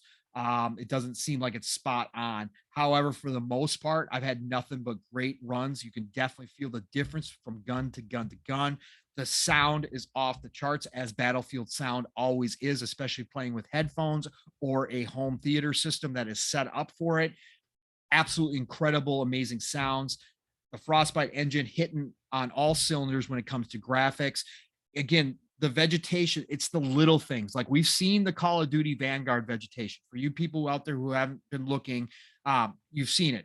It looks like it's from previous gens. Okay. When you get into a Battlefield game and the grass and the trees are moving because of the storms coming in, and they're moving in an organic type of way, when you've got a plane that gets really low to the ground, some of those crazy pilots out there, and he comes across some of that high grass field, and he goes by, and that grass moves, or those trees are, moved by that airplane, right, in an organic way.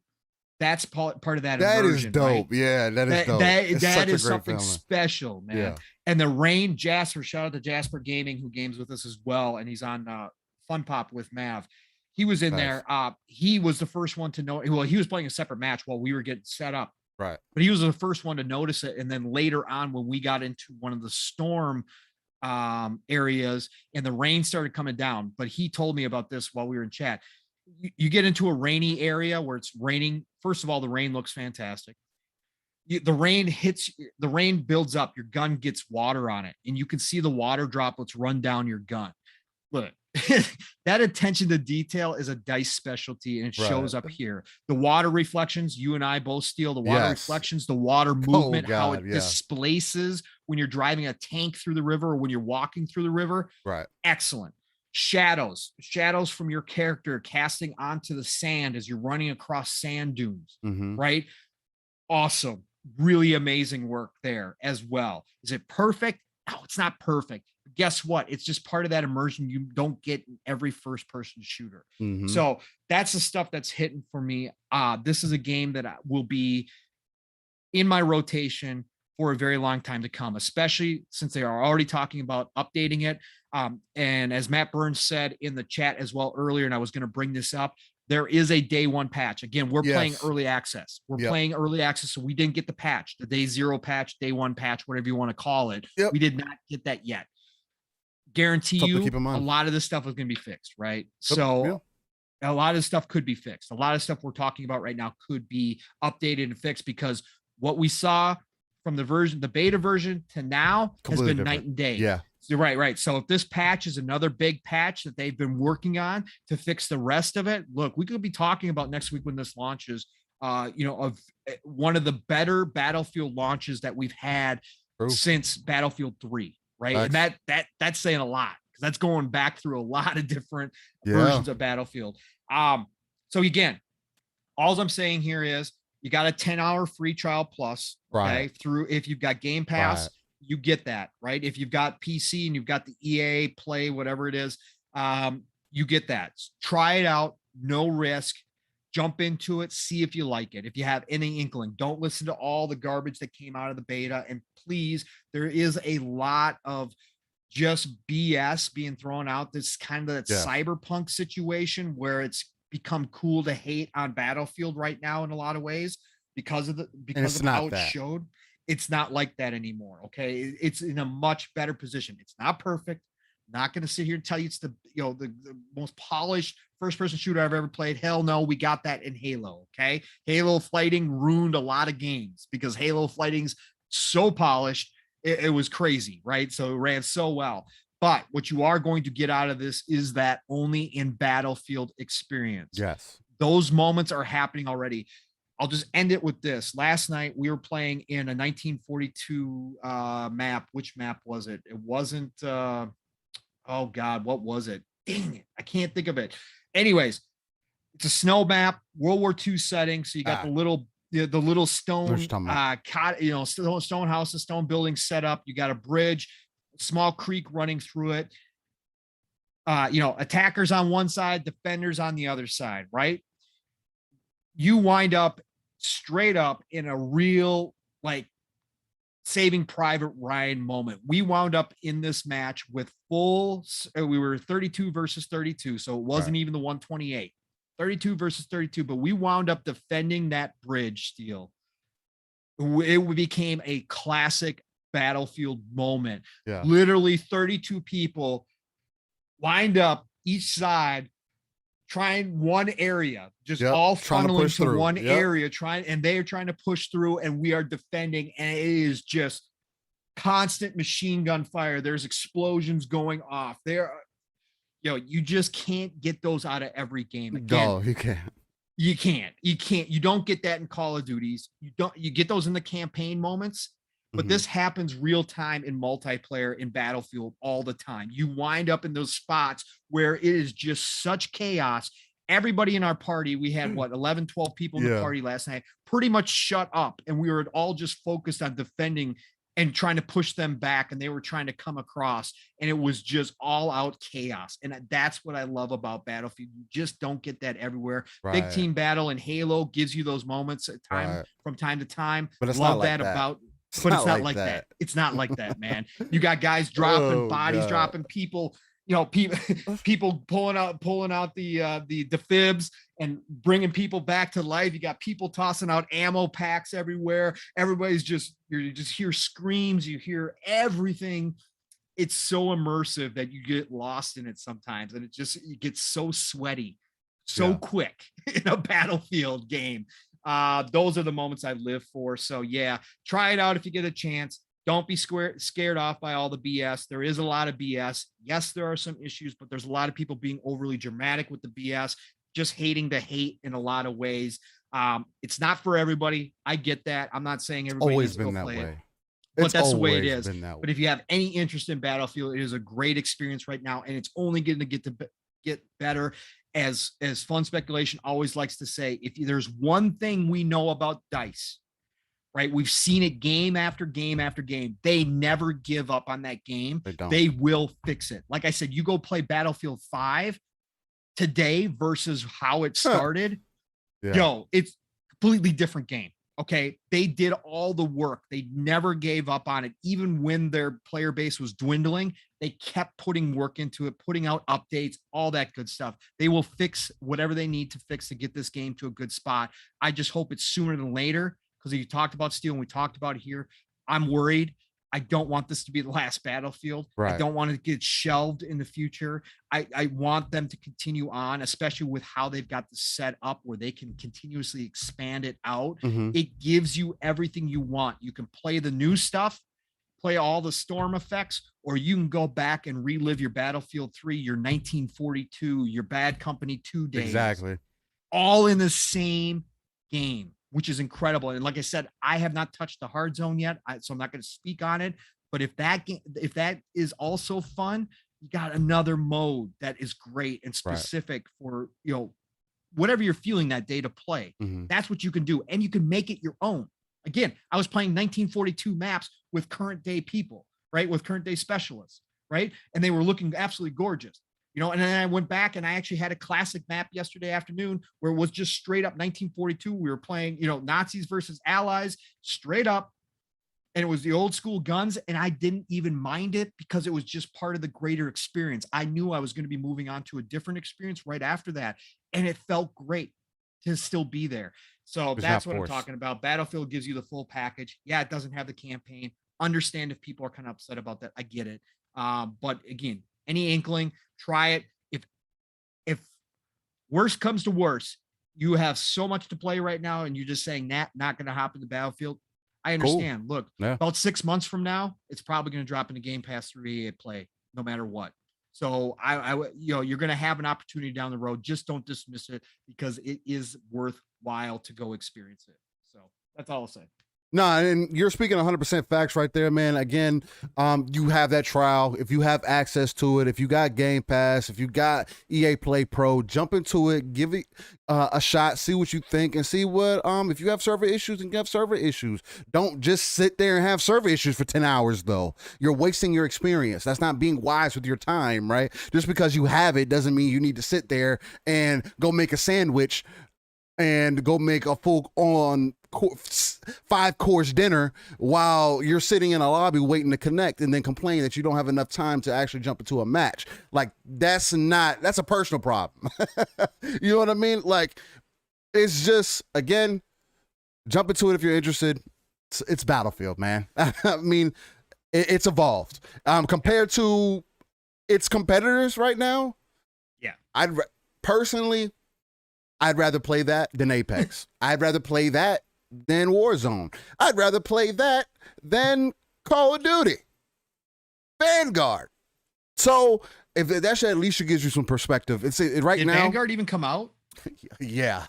Nobody's talking about it. Right now, that's where the space is. Right now, it's Halo Battlefield time, and they're so different from one another that they can't thrive in the same space. Correct. So, and that's perfectly fine. So, with that being said, speaking of Halo, speaking of Halo, and by the way, 108 Dragons, what is going on, my guy? Man, good to see you. We got to hop in some Battlefield. People. We got a lot of people in here. We do got to shout out some people. We got to shout out some people this morning.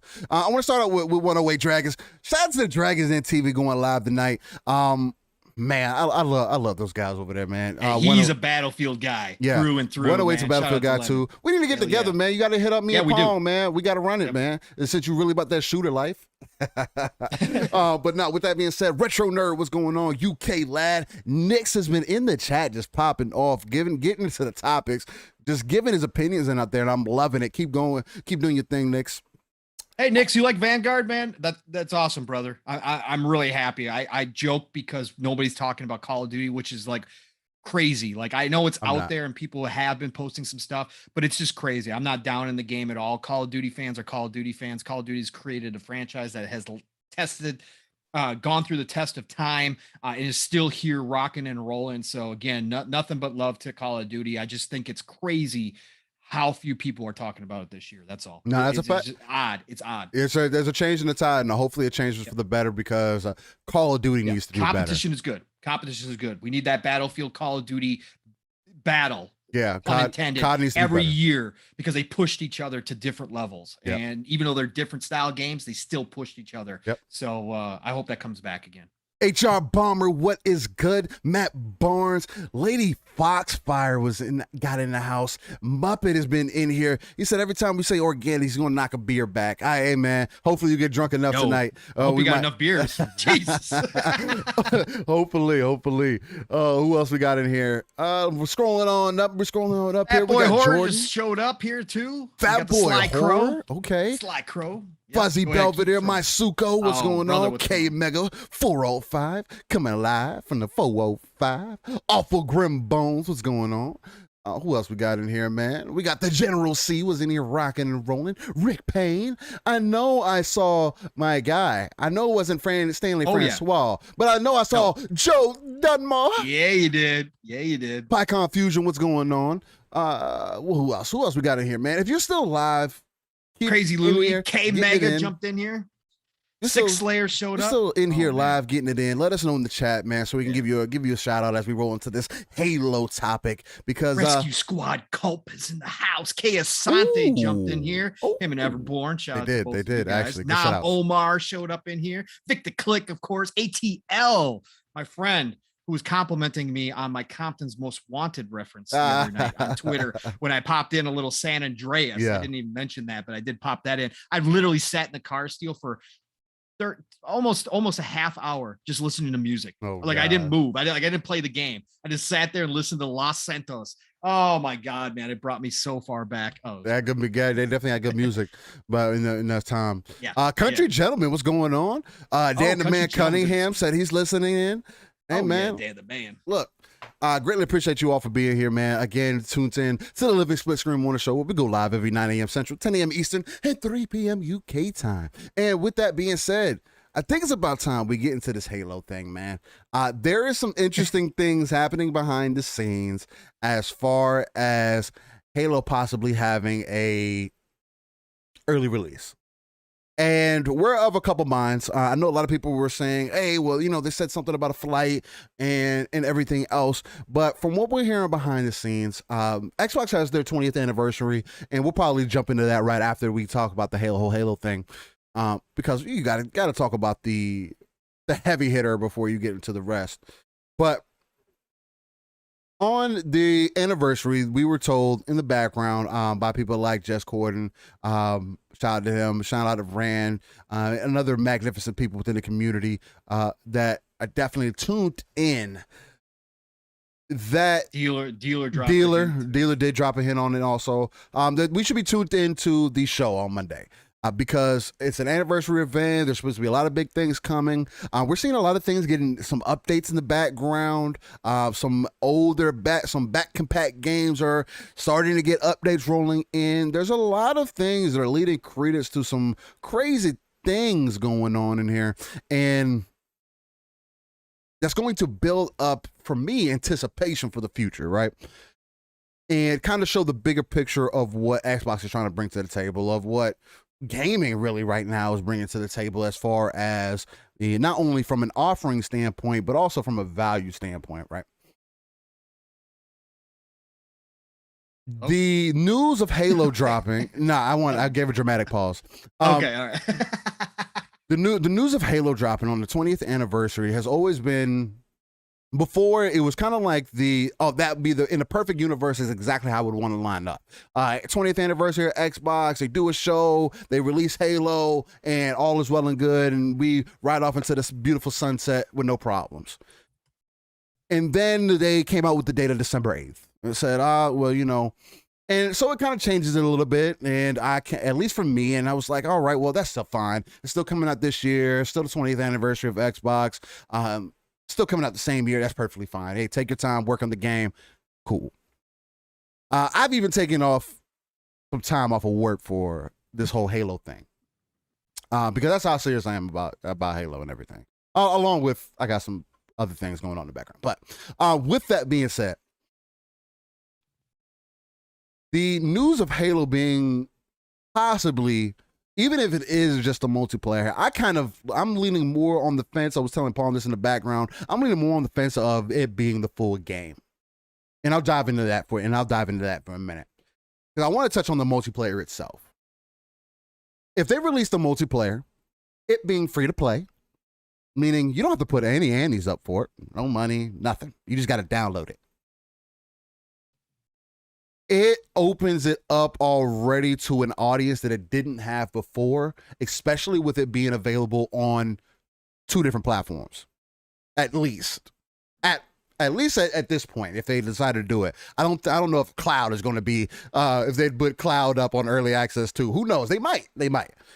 But you have a guaranteed way to not only bring in an audience, but gather the attention of the world, not only on your show, but then to turn around and say, hey, if you love multiplayer, Halo's available to you right now. The multiplayer, at least.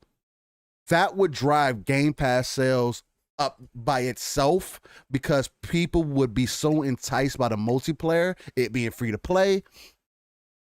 You're like, man, what's that campaign going to look like? Man, I got to experience the campaign now. So you're either going to buy the game or you're going to get into Game Pass because that's what being in this service does. That gives you options. It's the whole point of it. I told Pong in the background, if Halo releases on this coming up Monday, I'm probably going to cry in the corner. Just because that is just my level of anticipation. That's how much I love the series. That's how much I care about it dropping. Again, Halo's one of those iconic series for me that I grew up with. I played with my father, played in tons of LAN parties, and there's millions of people probably have this story, which speaks volumes by itself. Right? That the memories that people have with this. And then the experience that we recently have with the recent flights and everything have done nothing but bring those memories back to the forefront. Again, to tie Battlefield into it, the same thing that Battlefield was able to do. That we all thought it could not get back to this point. Everybody said, even with Battlefield, Halo especially though, because Halo's not multi-platform, is... oh, the game is dead. It can't evolve anymore. Need to get rid of it. Oh, no, nobody wants to play. Nobody cares about that shit anymore. Who plays Halo? Spartans who? And then all of a sudden, you have all this hype that is generated, all this mass of people that are like, can't do nothing but talk about Halo, whether it's positive or negative. And it's been kind of that way since we saw the whole Craig thing last year with the trailer that they showed us last year with the campaign and everything. Xbox has one of those opportunities here to really shift the mindset of the community, especially when you see certain things going on within that are kind of marketing ploys, honestly, like their Xbox social net site crashing or it not being available anymore, for an example. There's a bigger play at hand, and they're really looking to use their IP to a different advantage than I think most people are probably anticipating. Because I can tell you right now, if they change the December 8th date and they shadow drop the game on Monday, it's going to turn the world on side its head, and the world's going to go up in flames because people aren't going to be able to control themselves. We can see the biggest influx for a single IP in the last 20 years, honestly. If you really think about Halo, you look back at the history and you see the attention that Halo has garnered, especially around 2 or 3. Let's forget the other ones in between. But we're talking about prime Halo, 2, 3, when everybody was involved. And this is back then before social media was even such a big thing as it is now. Halo Infinite has a chance to do the same thing, but on a grander scale, especially being in a digital era, giving people more accessibility to it than ever. And that's what gets me excited, along with what we've seen from the campaign, along with all the info that we keep getting, along with Microsoft seemingly to be on this path of making sure that they're going to hit the gaming industry and turn everything on its head, seemingly, as we move forward, because they understand the digital era kind of ploy, I should say. So, Pong, I want to pass it off to you. I know I'm excited for Halo, and I know it releasing early is it's going to be nothing but a benefit to me. it's probably gonna be nothing but a benefit to millions of people, right? Oh, yeah. But Yeah. that's just my hype. That's just me. How do you feel as someone who's not an avid Halo fan? I mean, yeah, you enjoy Halo, but it's not your bread and butter. You know what I mean? Yeah. How do you feel about this entire situation? Is there some possibility here with them changing the date from December 8th? Could they release the full game of this coming up Monday? Is it just going to be multiplayer? Again, like me and you talked about in the background, it's not a flight. I want people to get that out of their head right now. They're not going to do a flight on a Monday or announce a flight on a Monday for it to be the next weekend. We're getting too close to launch at this point. And from the last flight that we played, I don't think the game needs another flight. The multiplayer is ready. How do you feel about this entire situation? Do you think it's going to actually benefit Xbox and their 20th anniversary? Or what do you think is going on, man? Yeah, so this has been in the works for a long time. This smoke has been out there that, again, shout out to Rand, Xbox 2 yesterday. He admitted yesterday that he's been hearing about it for over a month or about a month. Okay. In the background that something was going to happen. This really came to a head, just to give people context yesterday. There's been a lot of, again, there's different types of smoke. Sometimes it's really thick and sometimes it's just thin little wisps of smoke. And for the most part, it's been thin, whispers here and there, or whatever else. Really what set this off was Nate the Hate. Again, Rand gave him props. I personally don't know him, or I haven't watched him, but I guess he's really big into Switch, Nintendo side of things. But he does get information. He does go down that road where he does get leaks and that kind of stuff. Right. And Rand gave him props, and Rand doesn't give everybody props. Rand said on the show yesterday that he does know what he's talking about. So that if he's saying it, that means he's heard something. Rand prefaced that by saying, better not be wrong about this one because you don't want that Halo hate, right? So this isn't something most people would never put themselves out there unless they really have solid information. But Nate the Hate did drop on Twitter. He posted yesterday, what better way to celebrate the anniversary of Xbox than with a birthday surprise? I can independently confirm and share with you today that Halo Infinite multiplayer will be made available on Monday, November 15th. Suit up, Spartans. So again, full out there. He's putting it out there. The multiplayer is coming. So, again, as a casual Halo fan, I'm excited. I'm just excited for all my friends, all my brothers, all my sisters out here, like you, Steel, that have been waiting on this for so many years. Like I was waiting on Battlefield for this Halo experience. And obviously, Xbox has done a fantastic job when they made the decision to delay it a year. This past year, they have done really, really well with maintaining and actually increasing the hype for Halo even more so, ramping it back up to this point. So I said it before, if I was Phil, I dropped the nuke on Monday. I said it like, every awards show, the people that are there always get gift baskets, right? So what they're doing for the anniversary of not just Halo, but of Xbox would be to give a gift to all of their fans who have been through this past year of waiting by dropping the Halo multiplayer, right? Now, if it was me, I would drop the whole package if it's ready to rock and roll. Also, for people who may not know, this has been put out there. Again, we'll never know because the NDAs are so ridiculous on this kind of stuff, but the word is out on the street. I've seen it posted in certain circles on Twitter. The media that got access to that 4-hour demo of Halo Infinite that we kind of saw the previews, Game Informer, IGN, etc. They actually have the full campaign. Okay. They have the full deal. Okay. And they're able to play it. So again, they were only allowed to talk about the first 4 hours for obvious reasons. Of course, it's not review time.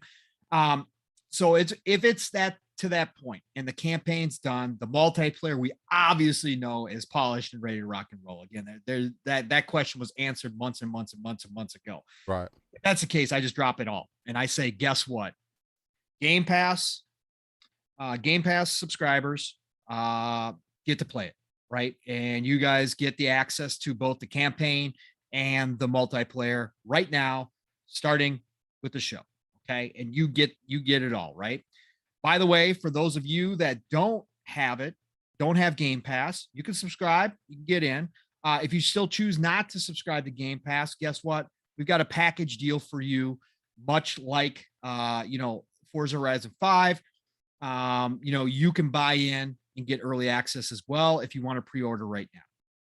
Okay, to the multiplayer, right? And I think that would drive, from a business standpoint, obviously drive people. Now, they don't have to do that, and I don't personally think the campaign comes to on Monday. I think they hold the campaign until the 8th. I think they give, but they do open up the multiplayer. Again, multiplayer is going to be free to play, like Steel was talking about. When it drops officially on December 8th, everybody, the brothers, mothers, sisters, uncles, cousins, everybody, grandmas are going to be able to jump into Halo multiplayer, whether you have Game Pass or not, right? You don't need gold. You're just going to be able to download the game like Fortnite and play. Yep. Okay. So that's going to be the drill there. So what you do, I think, is, again, offer Game Pass subscribers the option to play, and you allow them to jump in early, because that's going to push. Make no mistake. Yeah, a lot of people sit here and say, I can sit here and say, as a casual Halo fan, it's only 3 weeks. Like, if I was in that boat, like, would I really? But there's going to be plenty of people whose friends, that Forza Horizon 5 effect is going to be multiplied, because this is Halo, where friends start playing Halo multiplayer, start ranking up, start already getting going on that, that rank up and just having fun. And that word of mouth is going to spread like wildfire, because, again, we are in a bubble. We hear about this stuff, but the masses don't know this is happening. So even though we have this smoke, like we get it, because we're like here every day reading news, talking about it, blah, blah, blah. We get it, right? We see it, but the masses still don't. So Monday's going to come as a surprise. Exactly. Monday's going to come as a big surprise. We saw yesterday, just from the little bit that was happening, that it was already trending. When Xbox Twitter went down yesterday, and I said, that could be part of the marketing conspiracy, I thought it was a great ploy. I thought they were going to leave it down most of the weekend. It's still trending right now. And bring it up. Yeah. And I thought they were going to bring it back up on Sunday, but it turned out that maybe good old Steinekin, over on the Xbox side, did accidentally push a button. I don't know how that happens, what he was doing, but maybe he did make an honest mistake, because they brought it back up last night. I had said on Xbox Ultimate last night, if it did run through, if we didn't see it come back live until Sunday or Sunday night leading into Monday morning, that it was absolutely a marketing ploy to get things trending, because that's how you're getting hype, because people are talking about you nonstop, which we've seen Xbox do brilliantly for this past year, especially control almost control every single news cycle, right? And that's what they're doing here. So I thought that might be part of it, but it looks like it probably wasn't part of it. But again, it's still trending now, just talking about it. So now that word of mouth is starting to spread. Now you see it. You haven't seen anybody from Xbox come out.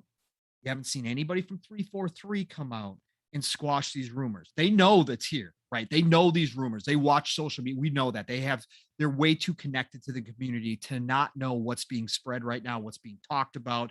None of them are coming to shut it down. Greenberg isn't doing his, hey, no, we don't want that out there. We don't want people's expectations to be too high on Monday. He already did that, saying we weren't going to have any new game release, new game announcements, right?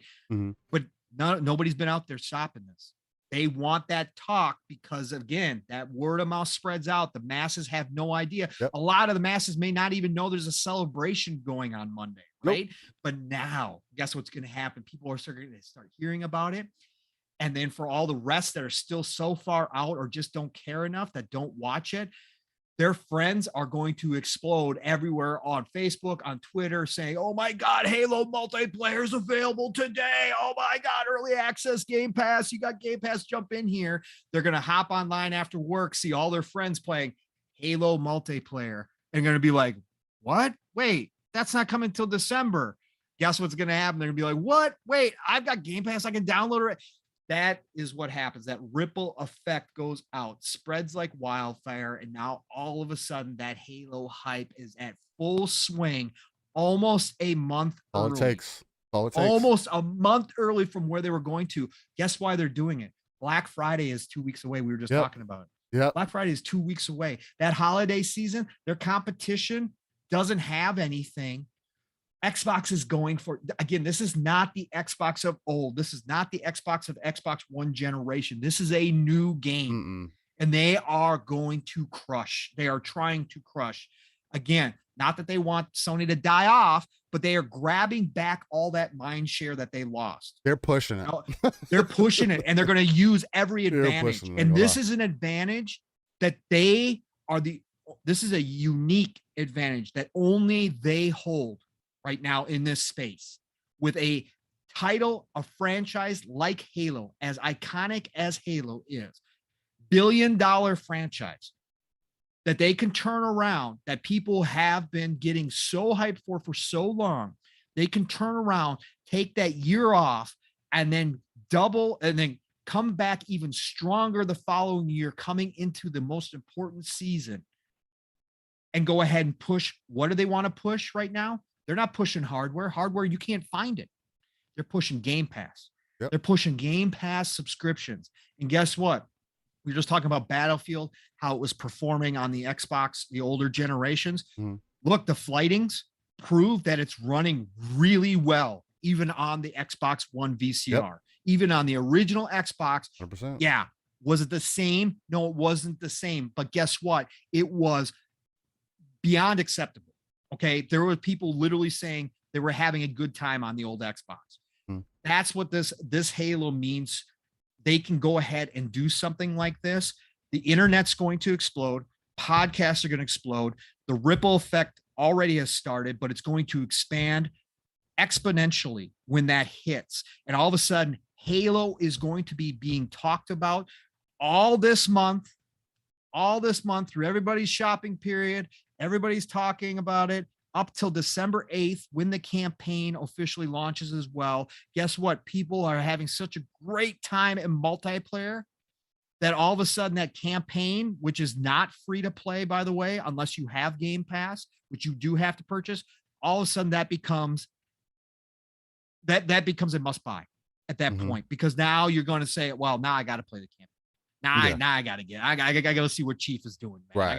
I gotta go find out what happens in the story. Oh, we got co-op coming. Oh my God, I've had so much fun with all my friends in multiplayer. Oh my God, I can't wait till that co-op drops next year. I want to know what happens in the story, and then I'm gonna be able to jump back in this kind of open world with the campaign, with my co-op, with my friends. Oh man, I'm all about this. This is gonna be freaking fantastic. That's what you do. This is the perfect storm right now. Call of Duty, like we just talked about. Yes, it's still selling. Again, that's without a doubt, but it is a down year for Call of Duty. I don't think anybody in their right mind can deny that Call of Duty is not as hyped as it normally is at this point. Call of Duty is a down year. Battlefield is trying to come back. The King, I said this the other night on PM in the PM. This is like Godzilla. All the monsters are fighting amongst each other. The King is rising out of the ocean to come and remind everybody who is king of the monsters. In this case, who is king of first-person shooters. Yeah, you guys are all cute. The only reason why you're all here on console is because we did it first. Halo is coming back to reclaim that throne. And this is the perfect storm for this to happen in. And I think that they do it, Steel. I think it makes sense. They drop the multiplayer. Again, I don't think the full, I would do it. I would do the full boat and just blow everybody up. But I'm probably not gonna do that. No. But multiplayer on Monday, I think is happening. I think we're at a 90% right now chance of this happening on Monday. I'm kind of sad. I got to be at the office. I'd love to be hopping on Boom shows and stuff and talking about this when it does, because this is going to be a great moment that we look back on. If Halo, again, puts everything together, which everything we're seeing right now leads us to believe that 343 is putting together one of the most complete Halo packages of all time. This is going to be a moment we remember where we're like, damn, Phil was not joking around. Phil and his team, that marketing team, knew exactly what they were doing, and they just used that anniversary celebration to really really cement themselves this generation, because Halo is going to be something that carries them along with all the other stuff they got going on. Halo is still that pillar franchise, and now it returns to form and carries them through this holiday season, riding a huge wave into 2022 when they really start getting ramped up. This is just the tip. Forza Horizon 5 should show you that they're onto something. Forza Horizon 5, again, fantastic game. Shout out to Playground. Deserves all the credit and more. Should be nominated for Game of the Year this year. But their previous Forza, it's not like Forza Horizon just came out of the blue. Forza Horizon 4 was rated just as highly as Forza Horizon 5 was. Forza Horizon 3 was a 91 as well. Forza Horizon has been around here, but guess the difference now is Xbox is in a different position.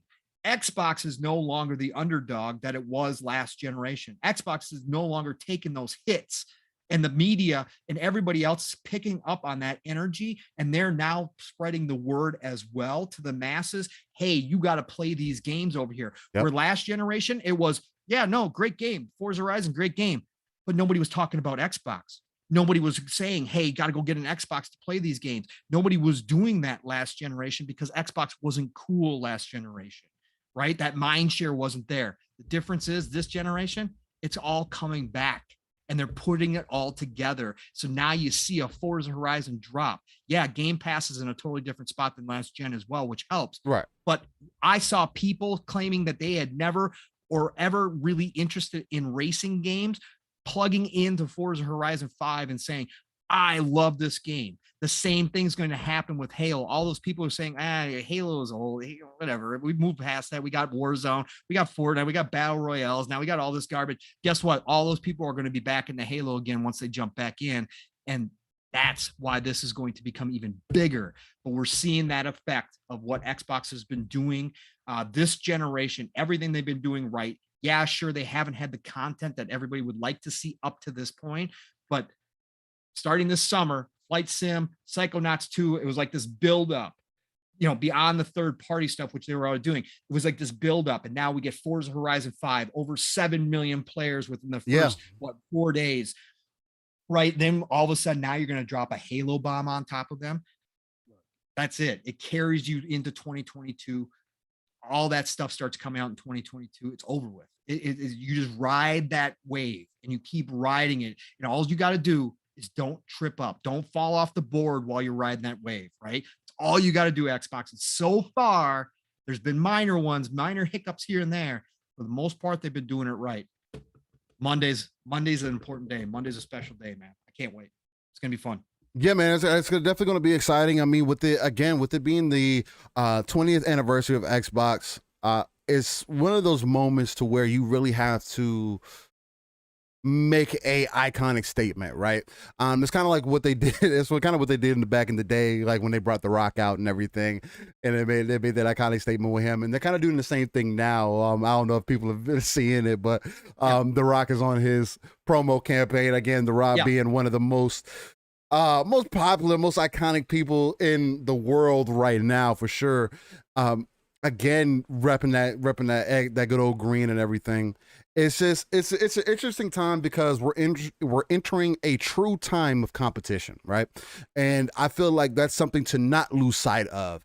This isn't just we're just big it up in Xbox and it's just all about Xbox. No, it's the point is the reason I say you have to take that RTS view is because the picture is bigger than that. Yeah. It's not just about the box anymore. It's not just about your particular console or what games you feel like are not getting the attention they need. Yes, we need competition, but we also need people to have their attention on these games. Yep. Because if you don't, you're not going to get certain types of games anymore. You're not. Everything can move towards a multiplayer-centric gaming world, and everything will be just fine. And then guess what? With that, you can still get the support for your single-player games, which is where the competition comes in at. Now, will Sony eventually get to a place where they can compete on a multiplayer level too? Yes, they have a game that could do it already. Last of Us is one of my most amazing multiplayer experiences that I've ever had. on that side of the fence. And they got SOCOM. They got SOCOM. Right. I never got deep into SOCOM. I know you weren't. I'm just telling you that there's a big enough base, right? Yeah, and they could bring it back, and it would do well. And it would. No, you're good. You're good because you're 100% right. It's another one. They have IPs that they can bring back to really revitalize the series or just their side of gaming, of multiplayer gaming, to then be able to consistently fund what they're good at.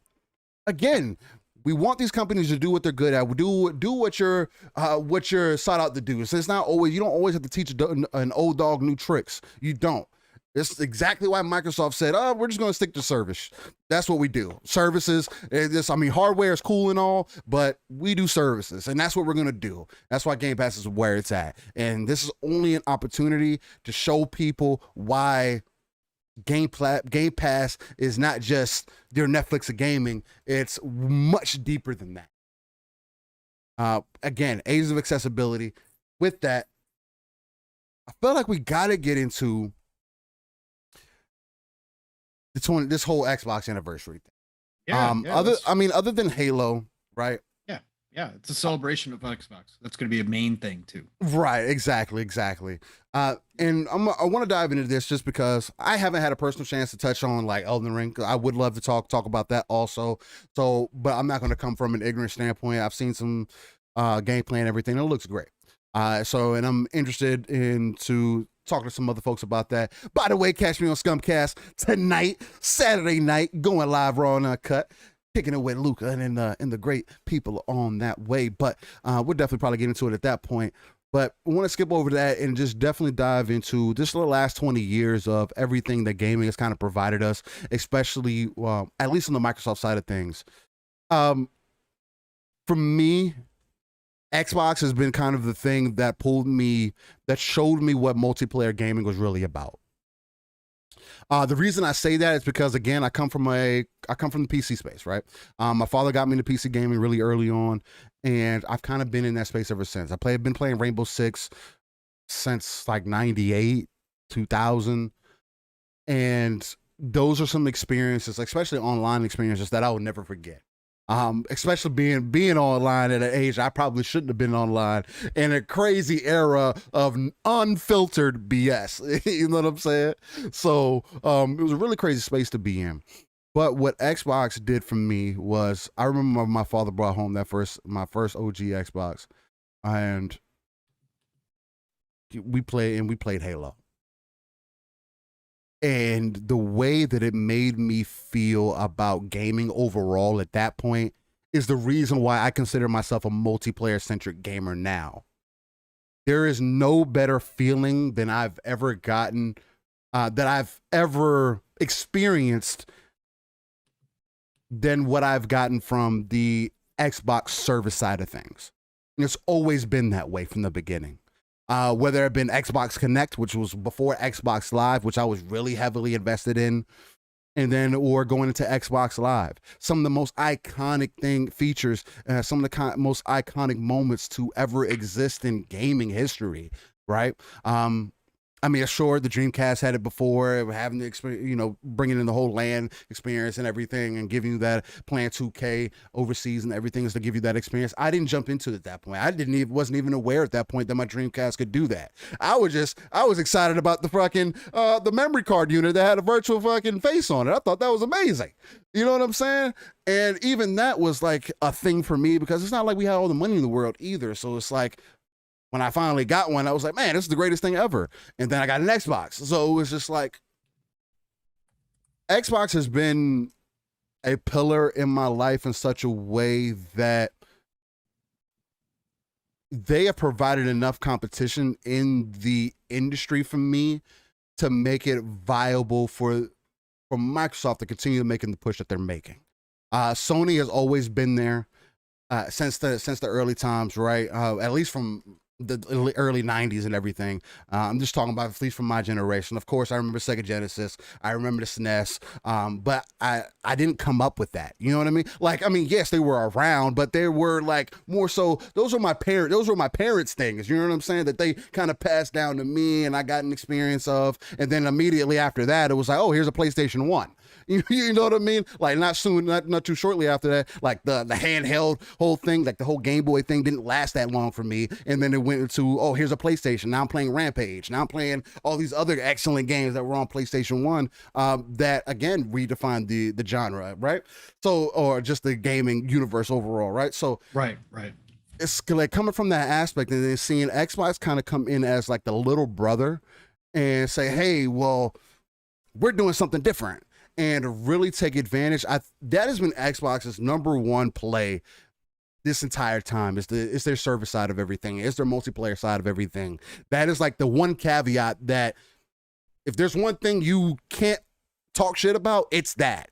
You don't hear about Xbox getting hacked all the time. You don't hear about people having issues with the service. If you need customer service, oh, they got excellent customer service for you. Now the stuff is a little more AI, well, not AI driven, but automated and everything. So it's kind of went downhill a bit for sure. I miss the Xbox of old. And this is, I say of old, and this is like a couple years ago where you could call 1-800-XBOX or whatever the case might be, or 1-800-MY-XBOX, and somebody would pick up and handle whatever problem you had, right? That was an amazing thing, especially in the Xbox 360 eras when you had to replace that. When you had to replace that. They kind of had to do that, right? Because they had a few calls coming in every once in a while. Every once in a while. But just seeing how customer facing and how consumer facing Xbox has been over the last 20 years, and then the IPs that they have put out, taking in consideration, they've only had the max of 7 studios up until recently, is a dumbfounding thing to think of. Especially when you look at your competition having some of the greatest IPs in existence, and you still find some way to put a foothold in the market to where you can't get pushed out. Like, no matter how good PlayStation does, you can't push Xbox out. You can't. And that's crazy because they came in afterwards off the heels of Dreamcast. It's crazy. They have to take about. Themselves out. They have to take, that is a crazy thing to think about, right? So for me, yes, it's about the games, but it's also about the overall feeling, the experience, the time, the effort that has been put into these last 20 years for me personally, as I've seen it grow. Again, 20 years. I'm 29. 9 years old. Baby. 9 years old, I've been living with Xbox, right? PC, Xbox, just gaming overall, really. Hitting it upside the head.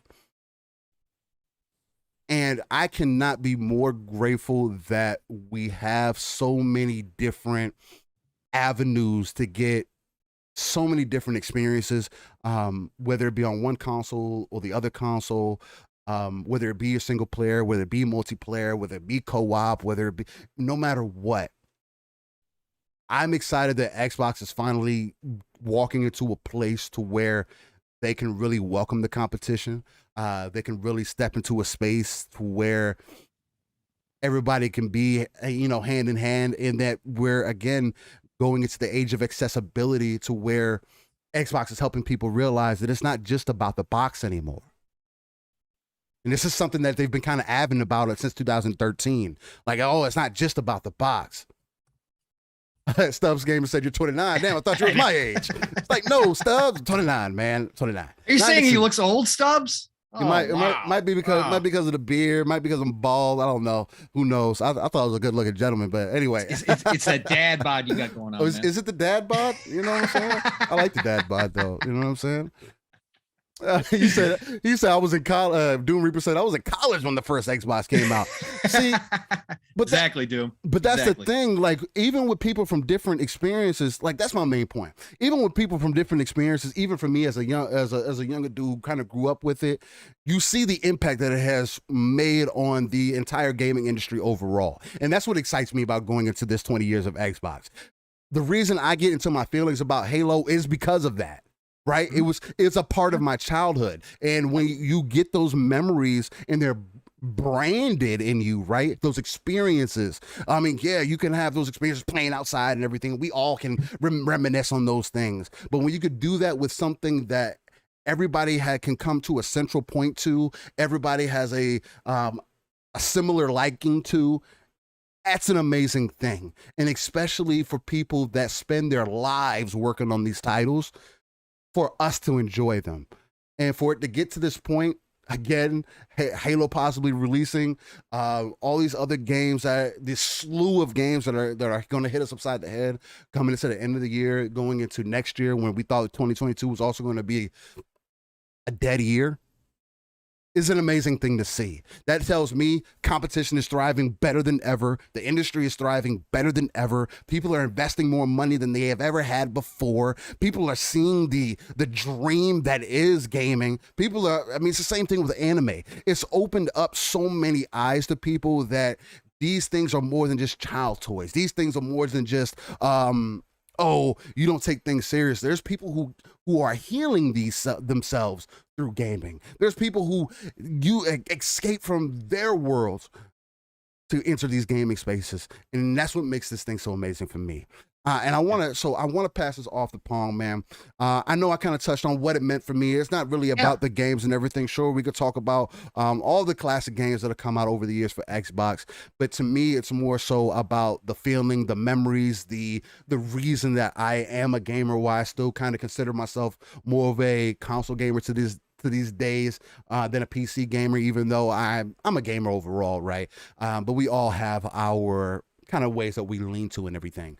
But me coming from more of a emotional side, more of a reminiscent side and whatnot, how would you attack this angle of this last 20 years of Xbox? What has it done for you? And even as someone who was let's say a PlayStation guy, I mean, again, you're a gamer overall too. You've touched on PC and everything else, but as someone who's really, it's kind of really seen this over your time in gaming. Again, you started with Pong, man. So seeing how gaming has kind of evolved to now Xbox also being kind of a key part of the industry. What does that do for you? Is it the titles? Is it the feeling? What is it for you? Yeah. Look, so through and through, like you said, Steel, this is multifaceted. You said I'm a PlayStation guy. Yeah, I've got obviously PlayStation 1, PlayStation 2 were a big part of my gaming history. I was more of a Sega guy, obviously, overall. Right. And I think that the important part about, it's multifaceted. First of all, I'll do the personal side of things. So for me, Xbox, I talked about this on Xbox Ultimate because we had this discussion last night too as well. For me, Xbox, I can talk about the games too. I can talk about all the great titles that they brought out. Gears, Gears was huge for me. Gears 1 through 3 is absolutely and I know for you, it's even on a different level because you were almost professional at one point. So, but I could talk about all that stuff. But for me, it's because my kiddo and I, the memories that I have, because when Xbox 3, again, I didn't have the OG Xbox. I got my OG experience through friends that had it, but I was still rocking my Sega Dreamcast, refusing to let it die. Sega Dreamcast was still a big part. And obviously PlayStation 2 at the time was huge because I was, playing, I was more lone wolf back then than anything. Dreamcast was special because I've got a lot of memories of playing with friends, couch co-op and all those, 4-player split screen on a 25-inch TV. I don't know how we did it, but we did it, drunk and whatever else we were at the time. We still played multiplayer that way, right? So I've got those two and firing up the Dreamcast and playing NBA 2K or NFL 2K online with somebody in New York over dial-up, with God knows 5 seconds of lag, right? Right. I still have those first social experiences, but for me, I was still a lone wolf in a lot of ways. So PS2, JRPGs and that kind of stuff that I was heavy into back then. That was my experience, but I got to experience the OG Xbox. But my real Xbox experience started with my kiddo and I when I got the 360. Because again, I don't have blind loyalty. Now, some people will down me for that. Some people would call me in this community, those people that like the gatekeep would say I'm a flip flopper. I'm not a flip flopper because I wind up owning both consoles, whatever they may be, whether it was, Sega and Nintendo up to the Genesis and Super Nintendo days, I own both, or whether or not it was, PlayStation and Dreamcast, I own both. And then moving forward, it was PlayStation and Xbox, but I chose the 360 first because I loved what they were doing. And I obviously we didn't have social media like we do nowadays, but there was plenty of internet activity back then. There was chat rooms, there was all that kind of stuff. There was blog posts going on. So I knew the problem Sony was having with the cell processor. I wasn't down with the pricing point either that they were coming out with. And that's how I always determine what console out the gate I'm going with first. So I chose the 360. My kiddo was turning 5 when the 360 launched, right? So he was just coming into gaming. I had a controller in his hand forever, but at age 5, that's when he could start playing games. So between Lego games, from the time of playing Lego games with him and some of those really kid-friendly games with him, to the point where I got him up and running on a Call of Duty for the first time and watched him, get his first snipe shot and those kind of things, or to Lord of the Rings Battle for Middle Earth and teaching him how to play an RTS at a very young age, and him being able to pick it up and run with it, right? And being able to do that. I've got so many personal memories with my kiddo of sitting down and playing games with him. Like I said, on Xbox Ultimate, you got those frustrating parent moments too, when I fire up my Xbox 360 and I figured out that he had wiped our saves. Okay, look, teaching moment time, right? Ooh, testing the patience. Let me tell you. Anyway, but all those memories together, right, with my kiddo, so many laughs, so many hugs, to the point where he got old enough when I come home from work and all of a sudden I realized that he had passed me in skill level on Call of Duty, right? Or on a battlefield when he was going, I get home from work and be like, Dad, come check out this KD ratio. And I'm like, what? Wait, what? And he's 35 and 4. And I'm like, you got to be kidding me right now. Oh God. All right. Kiddo got better than me. All those memories add up to a special time in my life. And most of it, we played PS3 as well once I got the PS3, but the 360 was the main console. And again, that generation Xbox was, I liken it to what we are. Again, people are either old enough not to remember what was going on at that time and never really got to experience the hype levels that was the 360, despite the red ring of death. That thing kept pushing. It is just ridiculous how many people own the 360 at that time. So people don't either realize it or have forgotten, but that's what it was like. That's what we're seeing now with Xbox, right? And when I look at this 20th anniversary, they've gone through the struggles, but they've built themselves into a position of power. They could have called it quits last gen. They almost did, right? There's plenty of talk out there that was on the table that they were just gonna stop altogether, right? And leave the industry. Maybe still make games, maybe still hold on to some studios, but for the most part, they were going to exit stage left and be done. But they built themselves now to this point with Phil and his team putting together this plan, this Game Pass plan, looking into the future and seeing what was coming and getting ahead of the curve once again. Much like the OG Xbox did, to get to this position where they are now, obviously they have been, but now will continue to be one of the major players in this industry, driving the industry forward. So for me, that's special. Those memories with my kiddo will be a lifetime. I will take them to my grave. My last moments will include gaming memories, not just of myself gaming, not of just gaming online with friends, but also with my kiddo next to me, playing games and sharing that laughter and sharing that love of a hobby. Right. So for me, that's the emotional side of things. From business side of point, Xbox filled the void that Sega left. That's the most important thing to me. We need competition. I can't imagine a world where it's just Sony and Nintendo running things. I can't imagine that world, because guess what? We wouldn't have this emphasis on backwards compatibility. We would not have this emphasis on the history of gaming. What we would have would be repackaged, brand new, old titles like Nintendo likes to do, right? Selling for full price, right? Instead of preserving what was already there, instead of moving my purchases forward into the future, which is what Xbox is doing right now. So they filled that void that we need when Sega exited the console industry, to push things in a different direction, to see gaming in a different way than maybe some of these other companies do. You need that diversity of thought in any business. in order to make sure that you're not falling behind or lose sight of what it actually means. And I think that's what Xbox has done to the nth degree, especially like, again, OG Xbox picked up right where Dreamcast was. Dreamcast was way ahead of its time in so many different avenues. It was doing things that nobody had thought of. And OG Xbox showed up and did the same thing with all the features, with the hard drive, right? With the internet connectivity, all that kind of stuff.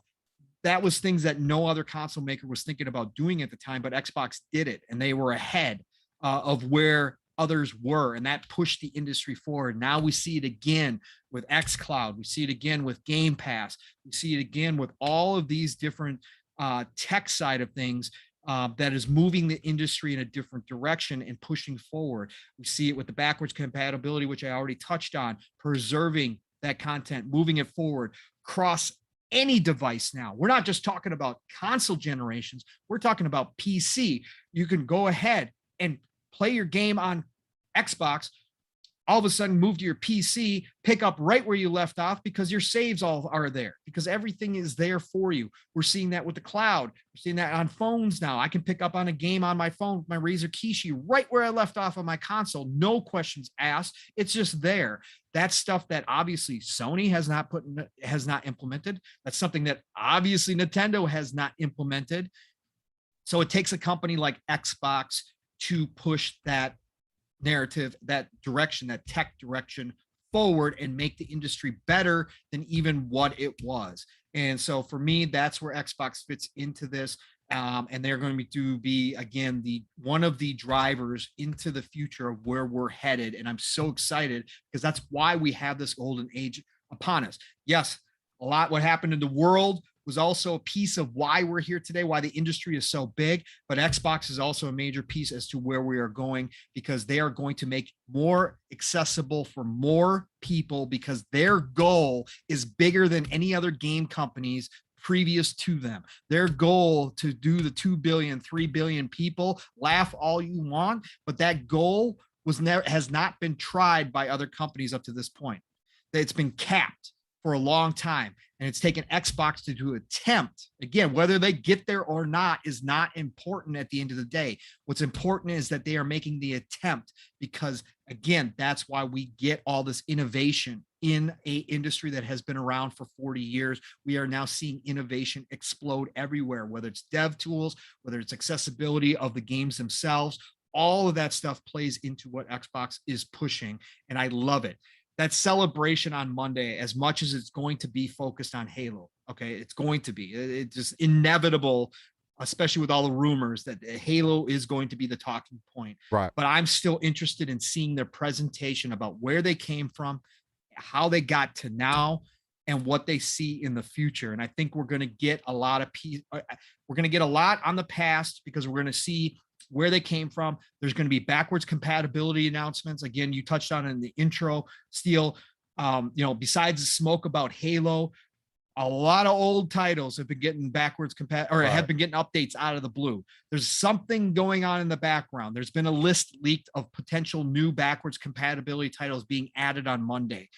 We are going to see that. They're going to start that backwards compatibility up again. Maybe they even had a breakthrough on the res boost department. Maybe we start getting res boosts on these older titles as well. It'll be interesting. That's something Jason Ronald admitted that they've been working on it, that they've been trying to get that to happen, much like they did with the FPS boost and the auto HDR. So maybe they eventually found the breakthrough on that. We're going to see some first res updates. I would love to see that again. But at the end of the day, it doesn't matter whether they succeed. The point of fact is they're trying. They're trying to make sure that these older titles are in the best possible position, the best possible condition for all of us and future generations going forward. And that's huge. So I think we get that in the past. Current day stuff, obviously, again, when we get to current day, they're going to focus on all their Game Pass numbers. They're going to focus on how xCloud has changed everything, what they're doing to continue to make that more. And then we're also going to obviously talk about Halo, because it is the biggest thing. I'm sure we're going to get praise for the Forza Horizon numbers, for the explosion that is, but then we're going to get the Halo stuff, right? And talk about Halo, and the announcement that the multiplayer goes live, I think, is inevitable at this point. So I think we get that focused. And then I think we do get a brief look into the future. No new game announcements. Aaron Greenberg made that clear. I believe him 100%. They're not going to talk about anything they haven't already shown. However, they've got a lot that they've shown that we haven't seen for quite a while. So take your pick. Avowed, Hellblade 2, Fable. It doesn't matter. They've got a lot that they could show off and give us a glimpse into the future of what it's going to look like. So I think that's what you're going to see out of this show. But again, Xbox has been important to the industry from a business standpoint, from a consumer standpoint, from just a game player standpoint. And like I said, it's multifaceted because like you alluded to, Steel, and talked about, it does get when you are a hardcore gamer and gaming has been a part. I've never had a moment in my life where I stopped gaming. Okay. Some people have stopped, come back, whatever the case may be. Things happen. Things happen. But through it all, you know, through kids, through divorce, through marriage, through good times, through bad times, gaming has been there and a part of my life. And so when it is like that for you, when you get so passionate about something, you're going to actually have that emotional attachment to it. Right. And that's why we are so involved in this, right? And that's what drives us. But those memories, absolutely, Xbox is a gigantic part, even though I'm not the loyalist Xbox person out. Again, they got to sell me. Why do you deserve my money? Guess what? Last gen, they didn't deserve my money until about 2017, 2018. I was PlayStation again. 360, they sold me. PlayStation was saying, nah, we don't want your money. I was like, cool, not a problem. I'm going to go to 360 and then get the PS later.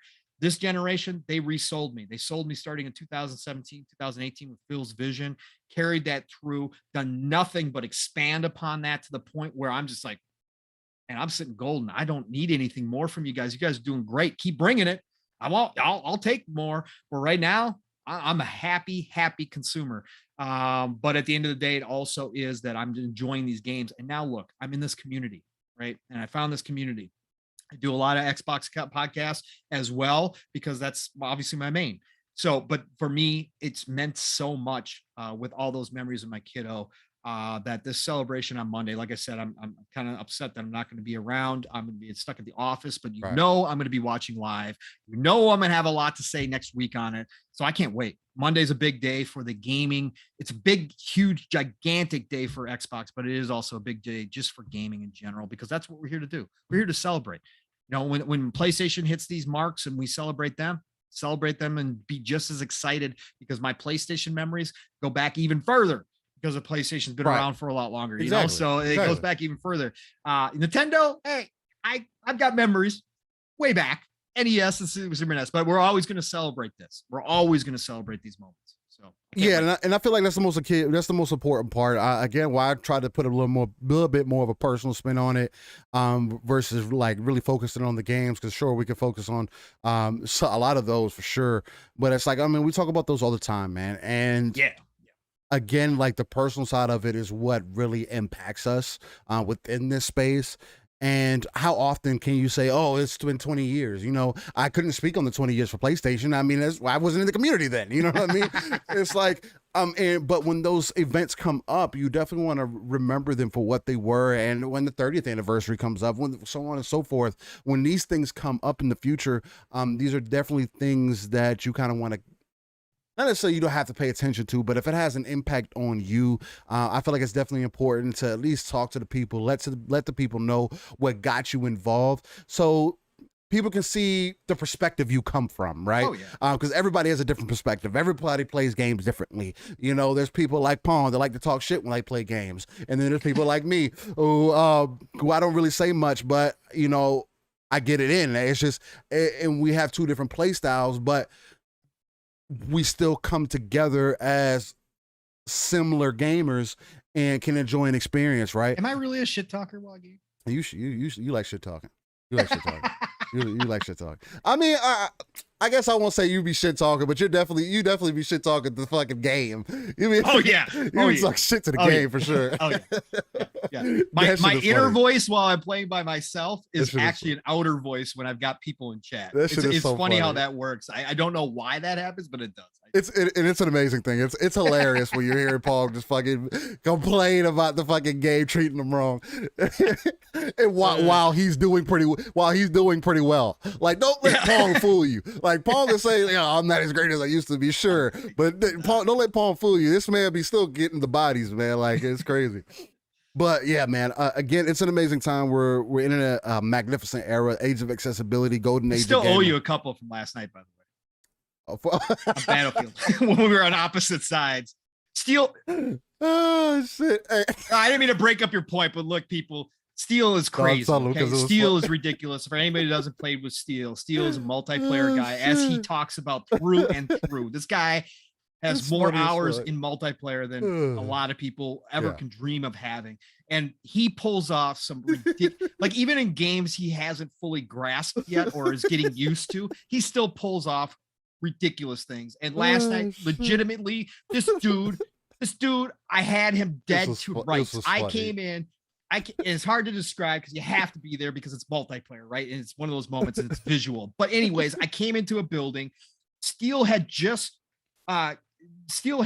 knocked off Gaming Forte, right? I saw the name pop. He just knocked off Gaming Forte. He wasn't even looking at me. He was almost back turned to me. I walk in, fully cocked, locked, and ready to rock, sights up, and I start firing. And this man, I'm putting body shots on him. This man does a Halo jump, which I freaking hate. It's one of the reasons why, oh God, Halo kids and their Halo jumps. Anyways, he Halo jumps, turns in midair with a pistol because this man was playing sniper class. So he switches to pistol. It turns in midair and caps me in the head as I was so mad. It was so funny because like I wasn't expecting for it to work because he literally caught me off guard. He came into the room and I was like in the middle of reloading my sniper and I saw him walk through the door and I had swapped real quick and I was like, hey man,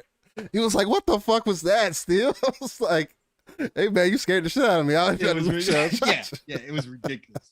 It was funny. It was funny as hell. Dead on the ground. That was on Battlefield. That's not the case. I was. Yeah, only in Battlefield. Funny. That's bad. That was on Battlefield. 1 hour, 1 decision. Great time. Again, Battlefield's great, man. I can't say that enough. If you're into it, definitely give it a try.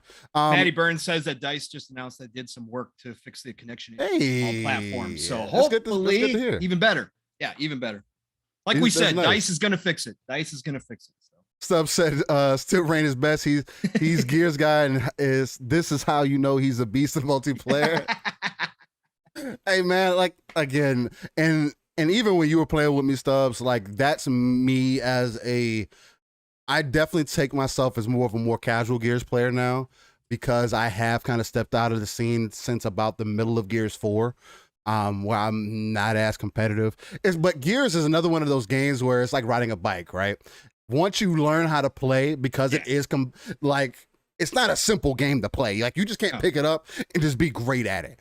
No, it doesn't work that way. There's so many more mechanics at play. That's what gets me salty when people try to like make Gears seem like it's overly simplified. Oh, you just run around with a shotgun. That's not that simple. Like, you can't just tell me that I'm just running around with a shotgun. That's not just what it is. Like, it's so much more than that. It's the movement, it's the style, it's being able to swap through different weapons. Gears is very intuitive. Like, I don't mean to get off on this tangent, but we're talking about Xbox in the anniversary and everything, but it's like, it's one of the things that's always got me salty about that is because people legitimately do not understand the game. And I can say that about any game that people don't actually play. It's like Battlefield. Oh, Battlefield doesn't have campaign. Well, I can tell that you haven't been playing Battlefield. It's like, that stuff gets me salty because it's like, this isn't new. The fact that they've been giving you campaigns is a bonus, but they weren't always giving you campaigns. Just because they gave you a good one in Bad Company 2 and then were consistent after that doesn't mean that that's their thing. Like, man brought this up last night, Steel. He actually saw somebody on, I think it was on Twitter, saying that they weren't going to buy Battlefield because it didn't have a campaign, right? he was complaining about that. And then in his next tweet, because somebody had said something to him, and he responded, this person responded and said, well, I don't play the campaign anyways, but I'm still just not going to buy it because it's not there. Like what? What? Hey, look, whatever works for you. That's the point, right? Whatever works for you, man. I would just rather people say, look, I'm not a multiplayer gamer like that. I can respect that. Like when Pong tells me, hey man, I'm not as great as I used to be, and then he's still like in the top 3 of the leaderboard. You know what I'm saying? It's like, all right, bro, well, you still got it. You know what I'm saying? Where other people are like, oh yeah, I play multiplayer games, and then you play with them, and then they're like at the bottom of the list, and you're like, what happened? My brother actually had a interesting conversation with someone in the community about that. That's a whole different story, though. We'll get into that. That's funny. With that, ladies and gentlemen. What you think? What you think, Paul? Is there anything else that you want to get into? Anything else you want to speak on? Hey, did you have a chance did you watch the Todd Howard interviews at all? Yes, I did. Okay. Yes, I did. That's a smaller topic. Let's jump into Todd Howard real quick. Talk about Starfield and Elder Scrolls anniversary or Skyrim anniversary. Let's jump into this real quick because I can't praise this enough. Again, we've got so much news going on, and there's so many big things that some of this stuff. While it's important, it just kind of gets lost over the week as the week goes along, and a lot of people might miss it. So, for anybody who doesn't know, Skyrim celebrated their 10th anniversary this week, and so they obviously launched the anniversary, which we talked about here, the anniversary edition, free upgrade for anybody who owns the special edition. Which, if you have Game Pass, you have the special edition, so you get that upgrade for free. If you want the creator content, $20 add-on. If you don't have Game Pass, you don't have the game, and you want to jump into Skyrim, I believe the full anniversary edition is $50. So well worth it, by the way. Again, I know we got so much to play, but if you've never played Skyrim, you got to play Skyrim if you're into RPGs. Again, if it's not your style game, if you don't like Elder Scrolls, get it. If you don't like Fallout, I understand completely. It's not for everybody, but it is one of the GOATs of all time for a reason. So anyways, they had a big celebration. So actually, Todd Howard had got out and did some interviews this week. He did an interview with Ryan McCaffrey from IGN, and he also did an AMA on Reddit. And again, I think there could have been other questions asked, especially during the Ryan McCaffrey interview. Shout out to Ryan. He's been in the industry forever. Respect to him because he's been doing it for so long. It's just sometimes I just wish I was sitting in these people's chairs because I think I would have had some better questions. But anyways, because it was, and I want to touch on more of the funny stuff on that side because the interview was hilarious to me. But go ahead. Yeah, because Todd is Todd. Todd's been doing this for so long. Todd knows Todd. I don't have a problem. I know a lot of people have problems with certain people because they'll say they're egotistical or whatever the case may be. And some people can come off really awful, right? And sometimes it's overboard. But I don't have a problem with people having an ego that have earned it, that have confidence about it, and don't necessarily they're not assholes about it, right? They carry themselves a different way, and they answer questions and talk a different way. And I don't have a problem with that. In fact, I enjoy that when people get to that point, because I think they've earned it. And, it's just a certain level. You're comfortable within who you are, and your place. And Todd knows his place in this industry. The man has taken some of the most beloved franchises to the next level each and every generation, and has created some of the greatest games of all time within that genre. And so for me, he knows, and he puts blood, sweat, and tears into those games. They are his babies, okay? And he treats them as such, and he is proud father, and I have zero issue with that. So anyways, so he touched on Skyrim.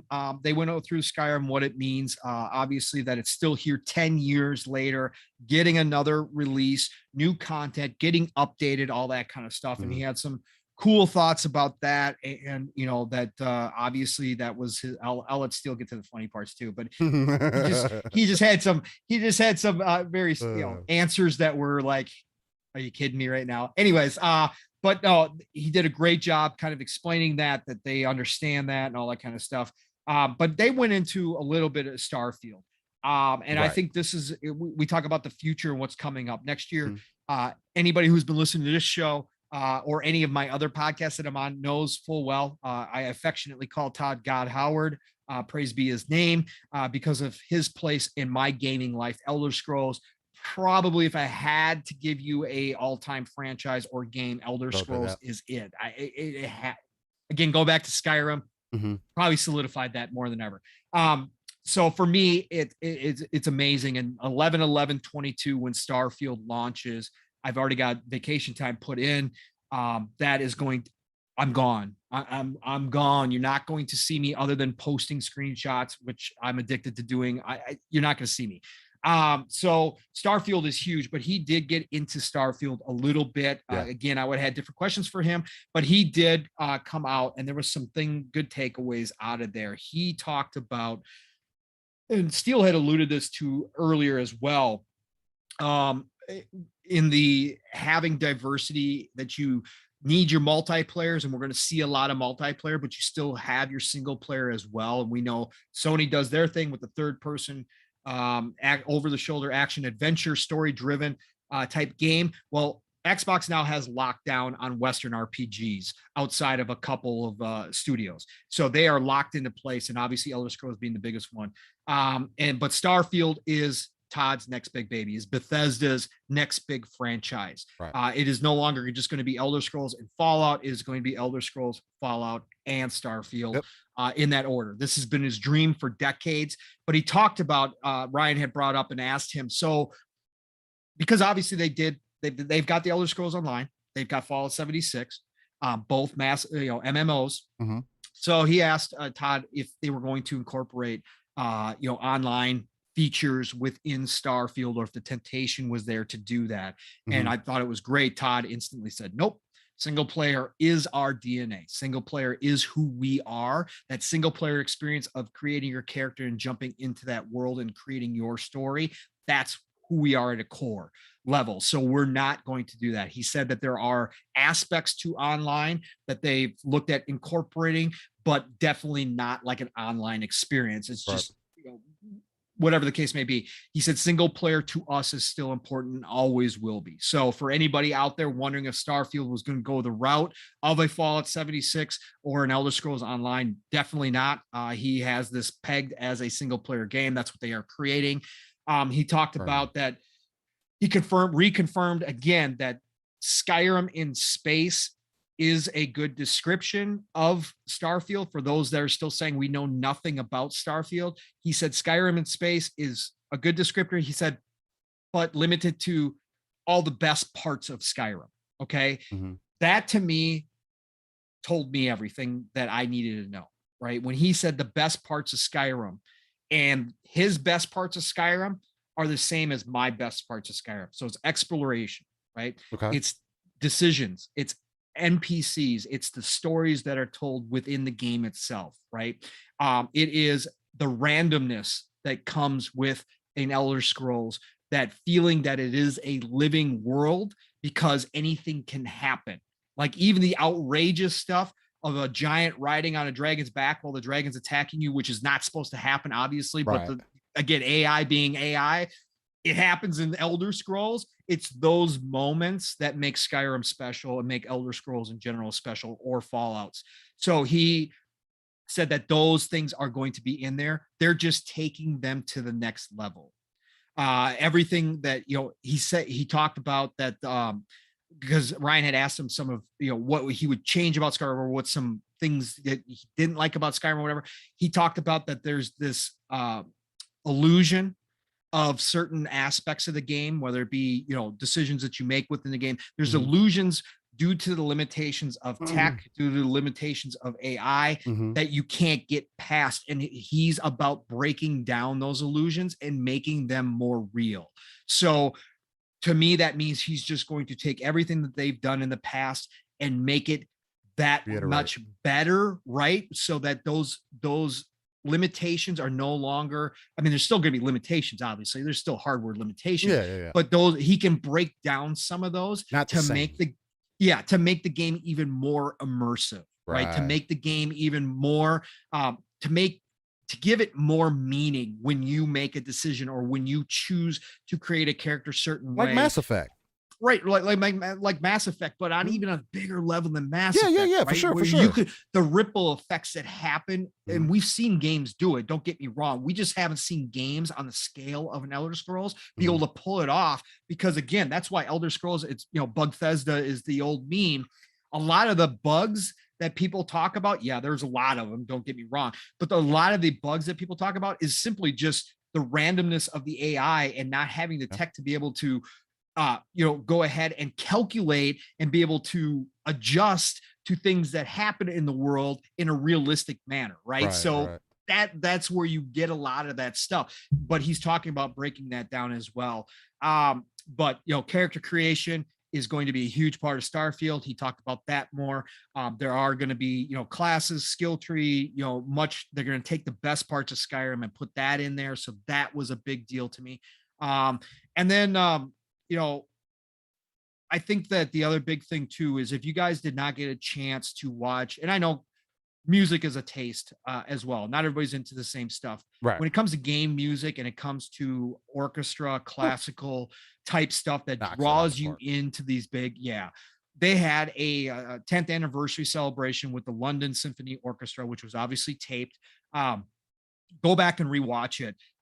Some people didn't like it because what they did was they had the orchestra playing classic music from Skyrim. Ridiculous. And again, London Symphony Orchestra is on another level, one of the best in the world, hands down, have been that way for decades, possibly even, I don't know how far it goes back. It might be over a century now. But they are the best of the best. And them performing Skyrim music was emotional, but then they also brought people in who told stories about how Skyrim and Steel, you talked about this earlier as well, Mhm. how Skyrim had changed their lives. And I know it's like some people never have that experience, and I've had it more subtle than others have. And some people really can't understand how a video game can change your life. Right. But let me tell you, hearing these people's stories from a man who was hooked on heroin, that went to rehab, found Skyrim, and is sitting there talking about that Skyrim probably saved his life because he might not have stuck out the rehab had he not had that game to draw him in and to give him something to keep Important. his mind off of, right? Huge, brother, huge. So they had people like that telling stories over the music. And of course, some people just like, just give me the music. You can go back and watch it without all that stuff. They've released it. It's now, I believe it's out on Spotify and all other Apple, Mhm. all other streaming services as well. Go back and listen to that concert. But the other piece of that concert was at the end, they had Todd, do a little tape session where he was like, thank you for celebrating the 10th anniversary with us, blah, blah, blah. And then he goes, we got something special for everybody. And then they went back to the symphony orchestra and they played some music from Starfield. Oh, Yo, I was at work. I shut down. I put my computer in a lock mode, turned off the phone, and I just sat back and listened. Look, what they've done already, because that was the other interesting point, just to bring it back as to why this is amazing. Todd said in his interview with Ryan McCaffrey, they actually start with, every developer has a different way of creating games. Obviously, right. it's not universal. Yeah, there's some universal things that happen during dev process, but every developer is going to have a different way of how they start their games, right? How they start that creation process. Mhm. Todd said we specifically start with music first, which was really cool. And when you go play a Bethesda game from Todd's A team, you understand why that is. He said that sets the tone for everything we do going forward. Everything we do. He goes, we are constantly listening to the music while we write, while we make decisions. He goes, we constantly have the music on to give us that atmosphere the entire time. So making that game, building it from the ground up, has all of that encompassed right in it when 100%. when the product is finished. So that's why this was so important. And they played the Starfield music, brother. And let me tell you, it's I forget the gentleman's name. I had it in my head and now I completely forgot it. The composer that's moving forward on Starfield. Anyways, what he's done is he has grabbed from all of the classic sci-fi music that you can think of, Mhm. all the old movies, Star Wars, all the old TV shows, Star Trek, Mhm. You go down the list, Aliens. Right. He has grabbed from all of that and then put his Bethesda spin on all of it. When I was listening and I think they played probably for almost 5 minutes, maybe longer. There were so many different themes that while I was sitting there, so many different images of different movies, like at different moments would pop in my head while they were playing. Like it was absolutely incredible. If this is, again, listen to the Skyrim music all over again, whether I'm playing the game or listening to the London Symphony Orchestra, you really get a sense of how it really changes your perception of the game and how you're experiencing the game, because the music is absolutely perfect from moment to moment what you're doing, whether it's just walking through the world or whether it's a tense moment in battle. They capture the spirit of that moment in the music perfectly, almost 100%. There's very few. I can't even think of a time where I said, this music doesn't really fit, or it took me away from what was happening on the screen. It just blends in and just adds to the entirety, right? That's what they're doing with Starfield. This right here was just freaking amazing. So anybody who wants to get back and listen to that, go listen to it. It is well worth it. I think overall, I think it was like a 20-30 minute presentation. Go back and listen. It is worth it. But that Starfield, that little glimpse, you get a bigger picture of what Starfield is going to be. This is truly going to be Skyrim in space. This is truly going to be, I think it was described as a Han Solo simulator. You can hear the exploration happening in the music, like traveling, like going and finding new places, meeting alien races, whatever he's going to put in front of us, you can always get that from this music. Right. So that was amazing. Steel, I don't know if you got a chance to watch a concert or whatever, but I know you did hear some of the Todd Howard. So fill the people in on some of the funny moments, what you gathered from Todd, because I know you were in my DMs going, man, Todd's bringing it, man. So talk about it. What did you get out of that this week? What I got out of it, and I want to start with this. And I'm pulling this article from the IGN. This is by, it looks like, Kate Bailey. Ryan McCaffrey was the original one who did the interview. Looks like she did a article on that interview afterwards. And she took some key points out of here that I feel like are going to be important for the conversation. So I want to start off by saying, in a wide-ranging interview with IGN Unfiltered covering Skyrim's 10th anniversary, Starfield, and The Elder Scrolls 6, Howard talked about the lengthy list of projects that wound up pushing the project back upon the conclusion of Fallout 4 in 2015. And I do believe that when they're talking about pushing the project back, they are talking about Starfield and Elder Scrolls 6. But this is going to be more towards Elder Scrolls 6 for this particular statement right here. He says, would you plan to have the kind of gap we're having between Skyrim and the follow-up? I can't say that's a good thing, Howard says. Do I wish I could have a wand and the game we wanted to make just came out? Absolutely. Then he goes on to say, the article goes on to say, however, there were projects that came first, including Fallout 76. What's more, if Bethesda Game Studios wound up prioritizing the Elder Scrolls 6, it was unclear if it would ever get another chance to truly do something new. So I feel like this is one of the key parts of the entire interview and just his mentality, right? So he goes on to say, we felt doing something like Starfield. We'd been wanting to do something else for a long time and play in a new universe. So if not now, I'm going back in time. We started right after Fallout 4, so 2015. He's already telling you when they started drawing all this up, when they're saying things, the ball started getting rolling on this. So 2015, they then stated, if not now, then when? It felt like if we didn't do it then the win could be never, Howard said. And I felt like that was such an impactful part of the entire interview, because that shows you how much this game means to him. The fact that he felt like it was a now or never move, and he said, no, we're going to prioritize this. Elder Scrolls 6 is going to come out whenever it needs to come out. We're prioritizing Starfield because I want to work on this game. This is the game that I've been planning on for a while, and now I have everything is in the right moment for me to take advantage of it.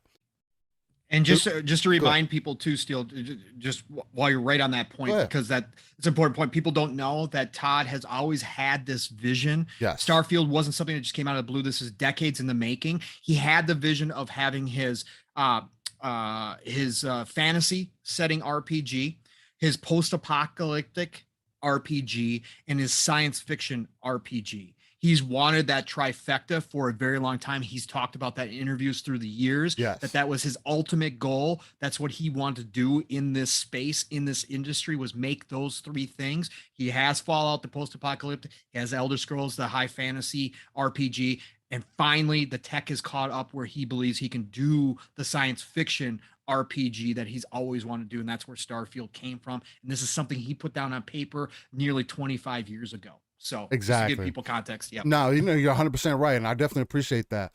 I then want to continue by going into.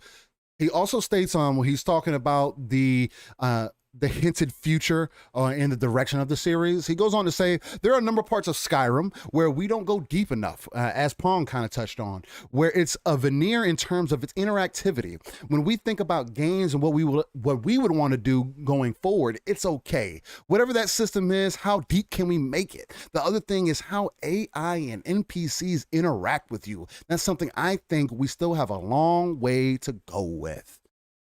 Again, I'm reading these points out of the article because it shows you the perspective he's coming from. Again, sure. This is the horse given, this is coming straight out of the horse's mouth, right? So we can only go based off of his words and his credentials. The main reason why I wanted to bring up some of the funny stuff is because I know a lot of people like to tend to downplay a lot of Bethesda's IP, whether it be Elder Scrolls or whether it be anything else within it. And Ryan McCaffrey was bringing up different titles and everything, and that they have made, or maybe he hasn't had direct hands on. And every time when Ryan would try to make it seem like it was something outside of his wheelhouse, he would jump in and say, "No, we made that too. No, I made that too. No, that came from our studio. I had vision. I had control on that. Yeah, I was more hands off on that."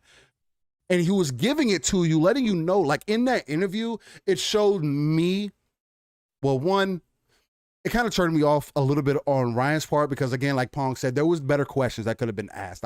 I personally feel like, and that's a whole different discussion that we can go into. Yeah. Again, he got the interview. It was great just to see his perspective because, again, I'm not the biggest Skyrim fan. I'm not the biggest I'm not the biggest Bethesda fan. I'm just not. Yeah. Right.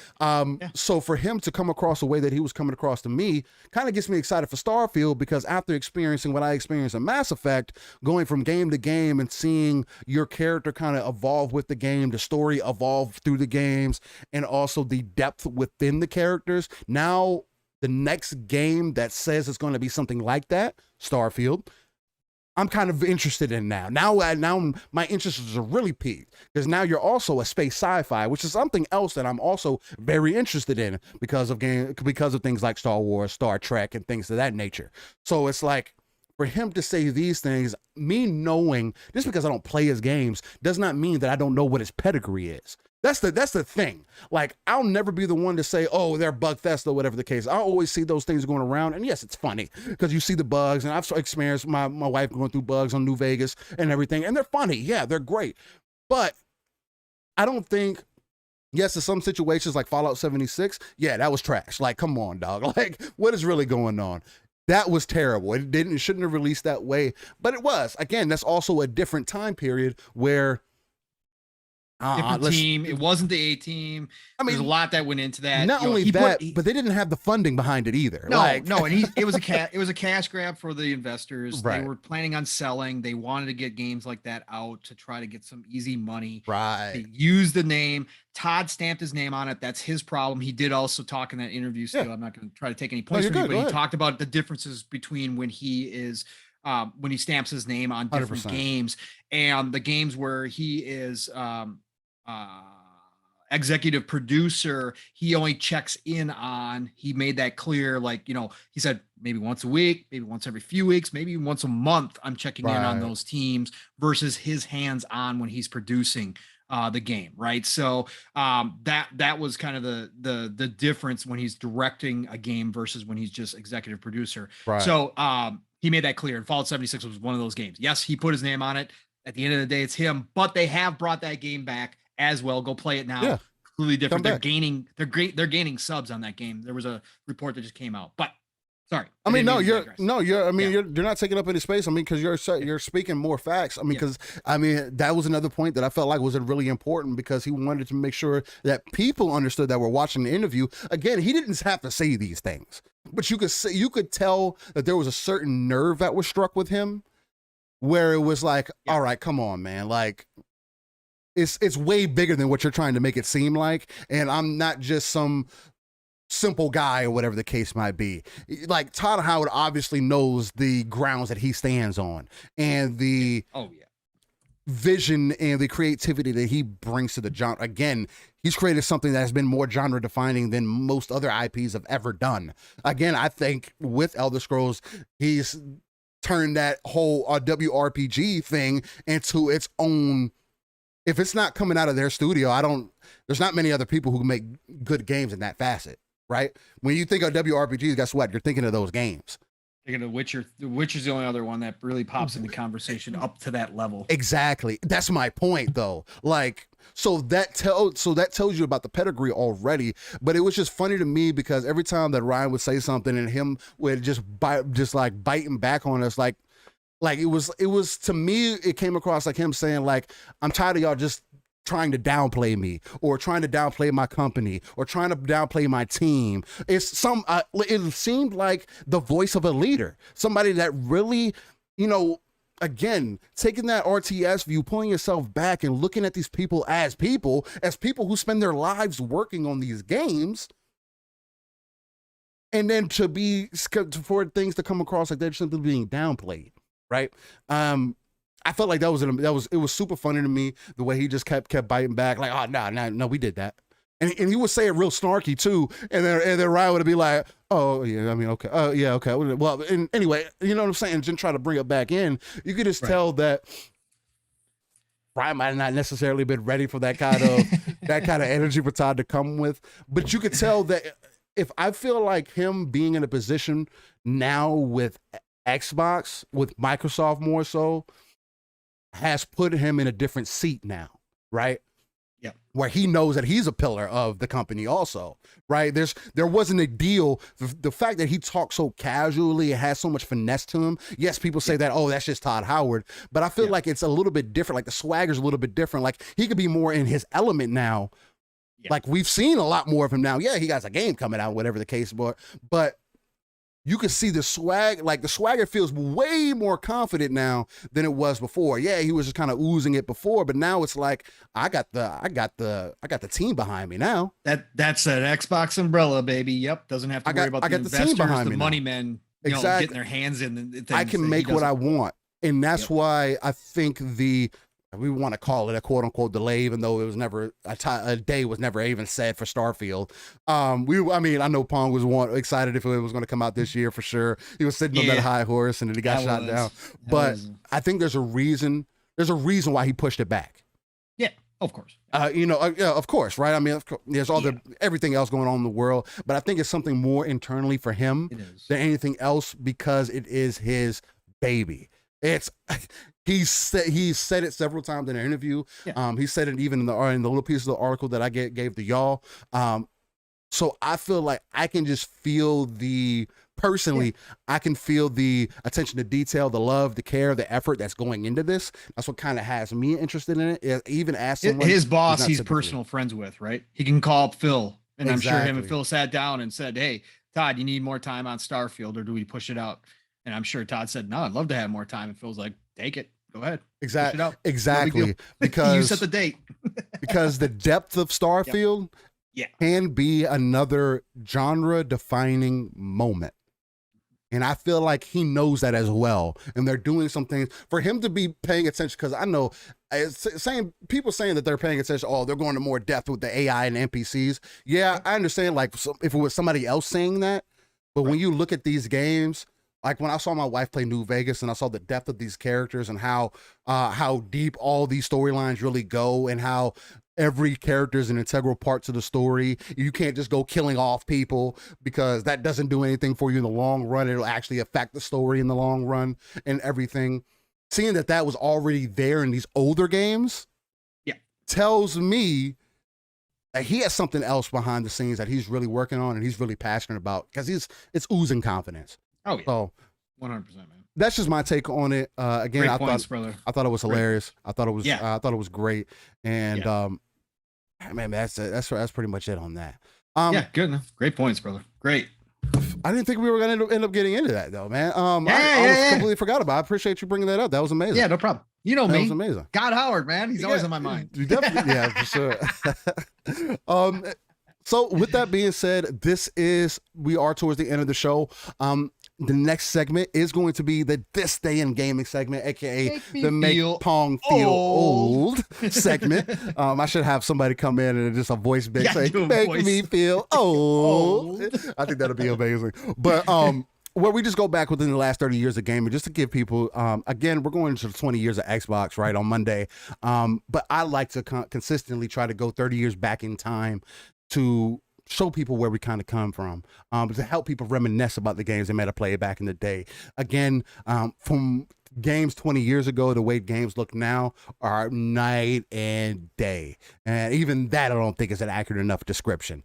You know what I mean? And just the advancements that we've seen over the years is something that I always want to pay attention to. And gaming is an art and should be treated as such. And that is the biggest reason why we do this, not only with the upcoming games, but why we also end it with the This Day in Gaming segment. So let's get neck deep into it.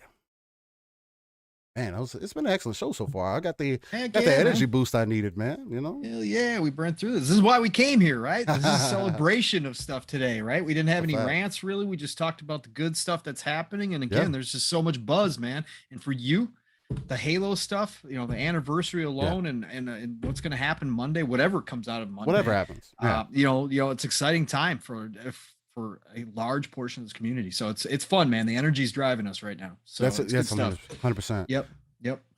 All right, ladies and gentlemen. So we're starting on 1997 on This Day in Gaming. And we're starting with PlayStation releasing Azure Dreams in Japan. Not familiar with that title. Azure Dreams. I have to look into that. Sounds familiar, but I can't remember. No, I don't. Then in 2000, in 2000, again, this is why this section is so important, because I'll be honest with you, I don't have the greatest memory in the world, right? So especially when it comes to gaming, I've played so many games over the years that a lot of my memory is filled with like multiplayer games, right? Because I mean, you spend thousands of hours within those worlds, and that's kind of like what your memory focuses on. But then there's games like this, which I said 7 was the last time, like was the real last Final Fantasy. Final Fantasy 9 released on the PlayStation. This was also an iconic game for me because it still had those characters and everything. This was actually the last Final Fantasy that I played on PlayStation before I kind of moved on from there. And man, when you talk about another classic series, like I like Final Fantasy. I just don't take it to heart like a lot of people do, as far as like the depth of it and taking the story so serious and everything else. I enjoy Final Fantasy what it was. I've always enjoyed the mythical side of it, the combat side of it. I do like the more action-oriented side of Final Fantasy 15. I personally think it was a great game. Everybody feels differently. Everybody wants to go back to the turn-based, which I understand, man. I mean, that's the classic style, and turn-based was cool. And it was cool back in the day, especially when you got those summons and everything. It used to be really dope. You work your way up to that point, get that summon to drop in, and it was like that was the game-changing moment that could either make or break you to beat that boss or not, right? So it's an amazing thing to think on. Speaking of Dreamcast and taking it back, right? The year 2000, Dreamcast released Skies of Arcadia. Oh boy, who's in the chat? That's right, the biggest Skies of Arcadia fan I have ever met, and that would be Hertog. This was for you, brother. Shout out to Hertog. Man, it's crazy. It's crazy to think about. Again, we were reminiscing about games going into the 20th anniversary, and you see a game that comes up from Dreamcast that released this day in gaming, like Skies of Arcadia, which is like an iconic series to so many people. Sega. Make it happen. Make it happen. This alliance you got. Look, I'm just saying, Xbox will support it. Let's make it happen. It'd be an amazing thing to come back for sure. I'd be definitely looking forward to it. Then in 2007, again, the classic trilogy, PlayStation 3 and Xbox 360 released Assassin's Creed, the OG. Oh, man. Assassin's Creed has never been the same since. The first, let's say the first few, but the first few, for sure. But again, I like the direction. I like the Mm-hmm. I like the history. Yeah, I liked it to go back to the. I like to have both. Actually, I would love to have like a separate franchise where they did the original style and kept that line going, right, and then also gave us the other ones. I think they could have done that. I wish they would do it. Yeah. But yeah, that Assassin's Creed was a game changer. Jade Raymond, who is still, she just did she opened her new studio. She was with Stadia, now partnership with Sony to create a game. I'm so happy for her. People downplayed her back in the day. They thought she was just a face. For a lot of different reasons, of course. It was a different time in gaming, but she has proven herself throughout the industry, and her and her team, man, they did something that was different with Assassin's Creed, and it was one of those experiences, man, that when I look back on 360, up there with Gears of War and those new experiences that we've never had before, Assassin's Creed was one of those. It was awesome, man. 100%. I agree with all those points for sure. Yeah. Then in 2007, PC released Crysis. Again, the benchmarking tool for everybody's PC back in the day. Yep. Can it run Crysis? Nowadays, they re-released it. Of course, your PC can run Crysis now. The game's old. Yeah, the consoles can run it. And it looks fantastic. The remasters. I'm going to get that at some point because I do want to run back through those. It looks gorgeous now, so I can't wait. Then in 2007, another iconic game for me personally. Dragon Ball Z Budokai Tenkaichi 3. I just love the names because I get to hear you say them, brother. Oh, yeah. I just love that. Yeah. I just love it. Bro, I cannot tell you, again, I've said it several times here on this podcast, over this 33 episodes that we've done. As far as a fighter goes, between Tekken and then Dragon Ball Z, they're most iconic for me. But Budokai Tenkaichi 3 definitely did something that was way different. I didn't realize that it came out in 2007. I feel like it came out before that. And it probably did because I probably got it imported or whatever the case might have been. But either way, this game is probably one of the most iconic fighting games of all time. I don't even think Fighter Z, the new Fighters game, would even compare to this game for me. There's nothing touching Budokai Tenkaichi 3. There hasn't been a Dragon Ball game that was as well developed or as great as that one since. I know people like Kakarot and everything, and that's cool, RPG, Dragon Ball, but I still don't, again, feel like that's enough. There's so much in Dragon Ball that I just would rather than release all the content. Of course, you got to make money over time, whatever, but it's just one of those things to where you don't get classics like that anymore, where everything is in the game day one. You just have to spend hours on top of hours grinding your butt off to unlock everything in the game, playing the gambling game to unlock the characters, to unlock all the moves, creating custom classes for your characters. It was such an amazing thing back in the day, man. Let's move on from there, though. 2007, PlayStation 2 also released, and PlayStation 3 released Need for Speed Pro Street. I thought Pro Street was okay. I never got into it. I thought it was all right, though. I was still big into Need for Speed. I played a bunch of Pro Street. It was all right. It was all right. Yeah, I couldn't get into Pro Street after Most Wanted. Need for Speed just wasn't the same, man. Like, I know, but I try to keep loving it. See, I keep when you get those franchises that just so again iconic. Yeah, you just try. You try to continue to love them, and eventually it falls off. But Pro Street, I did play for quite a bit. I'll tell you though, Need for Speed Heat. Yeah, that was actually a pretty good game. I'm not gonna lie. With the cops, everything, customization, I enjoyed it. It had some things. I had some issue with they still have not been able to get back to the original way that the car's handled. Right. The original arcade style handling that they had in Need for Speed back in Underground days was special. It was perfect. Like, you felt like you could do like anything. Like, when you were getting chased by cops, you didn't feel like you were overwhelmed. You felt like you had it. Like, if you made the right moves, you could pull off those moves. If you drifted you could pull it off some crazy, close calls. Right. just haven't grabbed that again. They tried in Heat, they got better, but it's still not quite the same. But at least they're moving in the right direction. That's what's important to me. Because for a while, Need for Speed was going in the wrong direction. Yeah, we'll see if they keep going that way. Especially, we'll see. Then PlayStation 2 and PSP released WWE SmackDown versus Raw 2008. I think that was probably around the last time that I played a wrestling game, honestly. Good series at the time, though, for sure. A lot of customization and everything. And I believe wrestling still has that to its advantage to this day. So, for those who are still into the series, man, I hope y'all are still liking it. Then in 2008, DS released Mega Man Star Force Black Ace in Japan. Mega Man, another iconic series, man. But it's also another man in a suit. And people say that I have things for men in suits. So I don't. You do. Maybe. You do. Yeah, maybe. That's a fact. Not even a maybe. That's a fact. And it's not just like, I'm not talking about like a tux. I'm talking about like a metal suit. I don't know what it is. An exoskeleton. You get a man with an exoskeleton, steals all about him. There you go.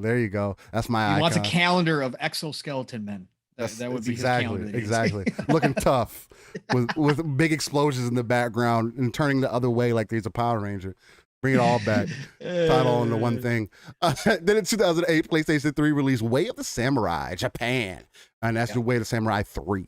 I recall that game. I believe the original Way of the Samurai and Way of the Samurai 2 were really good games. Yes, they were. 2000, yeah, they were tough. 2011, the 3DS released Super Mario 3D Land. I feel like that's just like an expectation. I don't know. Yeah. I feel like that's not like, that doesn't hit me for some reason. I don't know. Shout out to Nintendo. Again, do you think? 2012, PlayStation 3 and Xbox 360 release, again, another iconic game, Call of Duty Black Ops 2. Again, this is Call of Duty in prime form. Call of Duty competing, Call of Duty knowing that they had a target on their back and really putting out an excellent game. Now, I feel like no other Call of Duty has been quite the same since Black Ops 2. Warzone is probably the closest that to classic Call of Duty has ever felt. And that's crazy because that's a battle royale. You know what I mean? It's not a straight up multiplayer, like a regular standard multiplayer 4-on-4, 6-on-6, whatever the case might be. Right. Yep, exactly. Yeah, that's crazy to think about. Then this is one of the Lego games I actually haven't had a chance to play, and I kind of regret it now after playing some of the other Lego games. But in 2012, PlayStation 3 and Xbox 360 released Lego Lord of the Rings. Awesome. Yeah, me and my kiddo played that. That's crazy. Sure. Yeah, I didn't so good. That. So good. Then in 2018, PlayStation 4 released Spyro Reignited Trilogy. Those games actually look pretty good. Yep. Kiddo loved Spyro for a while. Spyro was cool. Yeah, Spyro was cool. Spyro was cool, but I think Crash Bandicoot overrode Spyro for me. I think that's what kind of ended up happening. Two different styles, but yeah, two different styles happened. Yeah. But it was just like I think Crash was more consistent. I think more so, or maybe it was just the character overall. I mean, Spyro's cool, but it's like he's just a little dragon. Like I don't know. Little dragons are cool, and he has his moments, but I don't know. Spyro's that's another underutilized iconic character, though. I feel like pretty much they let him fall off. They kind of let him wither. They put him in Sky. What is it called? Hero Skies or Sky Heroes. Oh yeah, Sky. Yeah. What is this called? We had to collect the features. Yeah. The little figures. Again, thank God my kid did not like any of that stuff. I never had to invest in any of those things that came along. It's funny that's what he came down to, but I mean it is what it is. Yeah. Then in 2020, PlayStation 4, PlayStation 5, Xbox Series X released Black Ops Cold War, and that's Call of Duty. I like Cold War, so it was okay. I liked it. I like the zombies. The zombies was fantastic. I'm not gonna lie. Me and you had some fun times those couple of times we played that zombie match where we were able to like it was like opened up. It was like open world. It was open world. That was kind of dope. That was kind of dope. That was fire. That was fun. We had a good time in there, and it got really hectic. Like that's one thing Call of Duty has been able to do well is the whole zombie thing, making you feel pressured with it too. Oh yeah. Oh my God, they've definitely nailed that. And then PlayStation 4 released Kingdom Hearts: Melody of Memory. For those who are into that. And with that, that is your This Day in Gaming segment. This is your episode 33 of the Living Split Screen Morning Show, and we are your hosts. I still reign. You can't find me everywhere. The T is a 7. But before we get into the outros, man, I do want to say again, for those who are still here and invested, I do want to let you know that once we get to 401 subs, Wandering Dutch, again, shout out to the Midweek Mix-Up Collective, is going to be giving out a custom controller, whether it be PlayStation 5 or Xbox Series, to a lucky winner.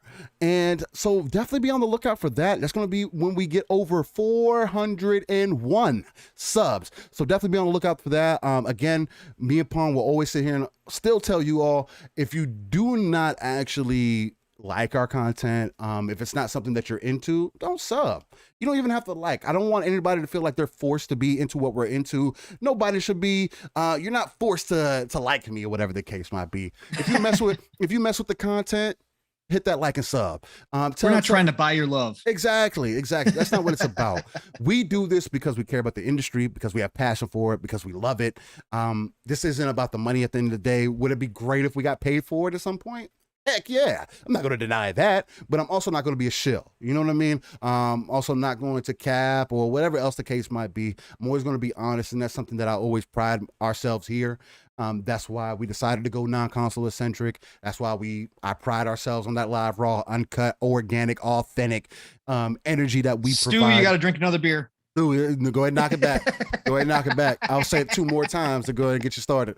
But I feel like we bring something different to the community that not everybody brings. Again, it's not about the plastic. It's about the games. It's about the overall industry and the conversations that can be had and the bigger picture.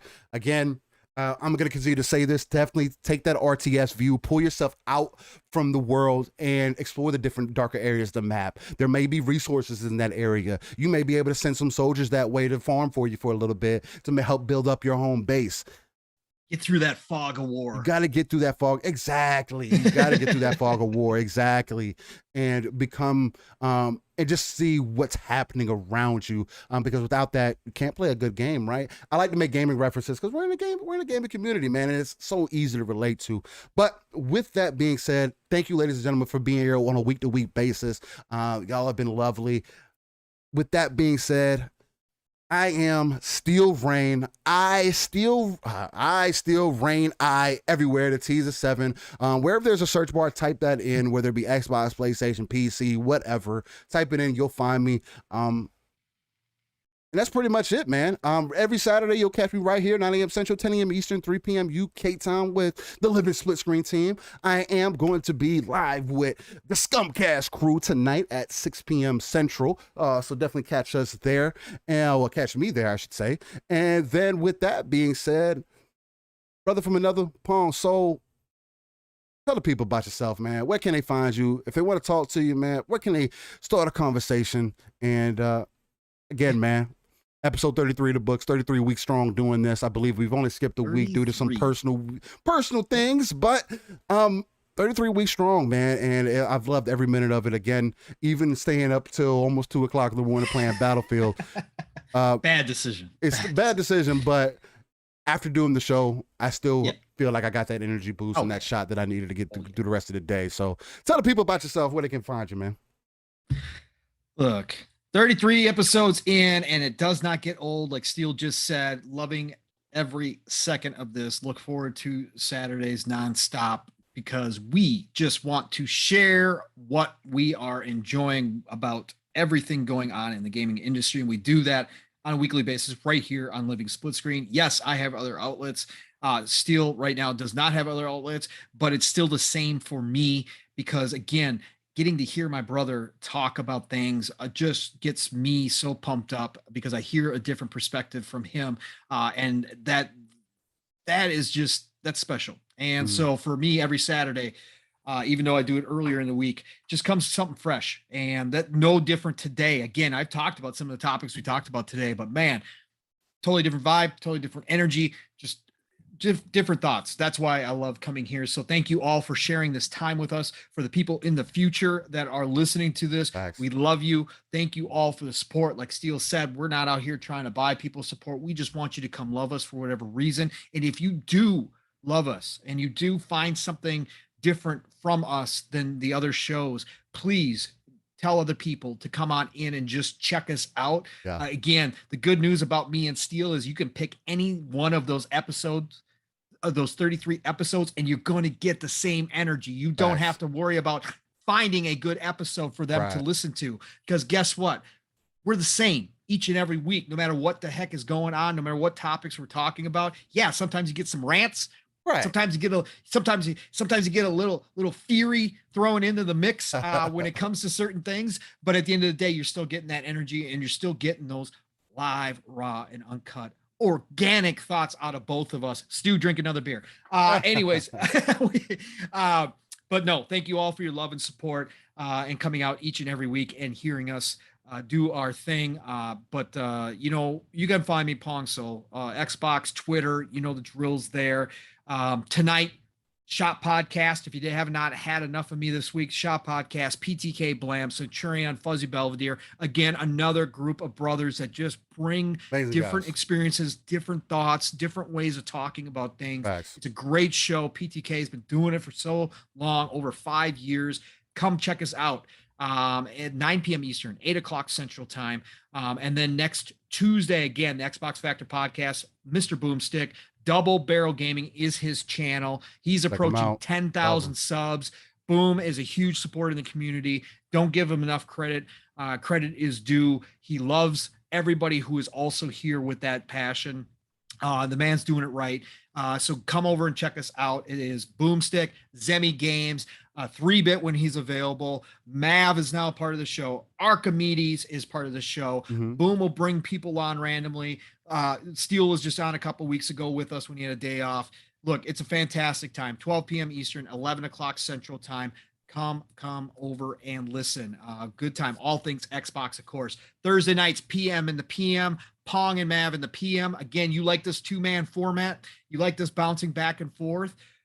Come check Mav and myself out again, because we do this kind of same thing. We'll pick one topic, 2 topics, maybe 3, deep dive them for a couple hours. But again, we are just talking about what we love over there as well. Non-console centric on that show as well. So whatever comes up, we're going to talk about. Again, Xbox dominating the news cycle. Nothing we can do about that, right? So it is what it is. You're going to hear a lot of Xbox talk over there. But PM in the PM, Thursday night, 7 p.m. Eastern, 6 o'clock Central Time. Friday nights, Xbox Ultimate, also on Fun Speculations channel as well. Magnificent 7. Always have great guests. We had Game Pass Dad on last night. Come check us out. 9 p.m. Eastern, 8 o'clock Central Time. And then otherwise, episode 34 next week. If you are listening to this now, set those alarms, set those reminders, whatever you got to do. Steel and I will be right back right here. It's the golden age of gaming. There's a lot to talk about. So much going on. It's only going to get better and more and more and more. So play what you love. Love what you play. Do not let anybody tell you how to game or how you should game or that you're not a gamer, no matter what the case is. I don't care. I don't care. Don't let anybody do that. If you enjoy games, you love playing them as much as we do, you're a gamer, period. You can have an opinion. You can talk about whatever you want to talk about. So anyways, love you all, and I'll talk to you real soon. Steel, get us out of here, brother. Yo, much love, ladies and gentlemen. Love seeing y'all here week to week. Hopefully we'll see you next week on episode 34. With that being said, we'll catch y'all next weekend on the Living SplitScreen morning show. Y'all stay easy. May the guys walk with y'all and stay safe out there. Keep it live, raw, and uncut, and we'll catch y'all next time. Peace.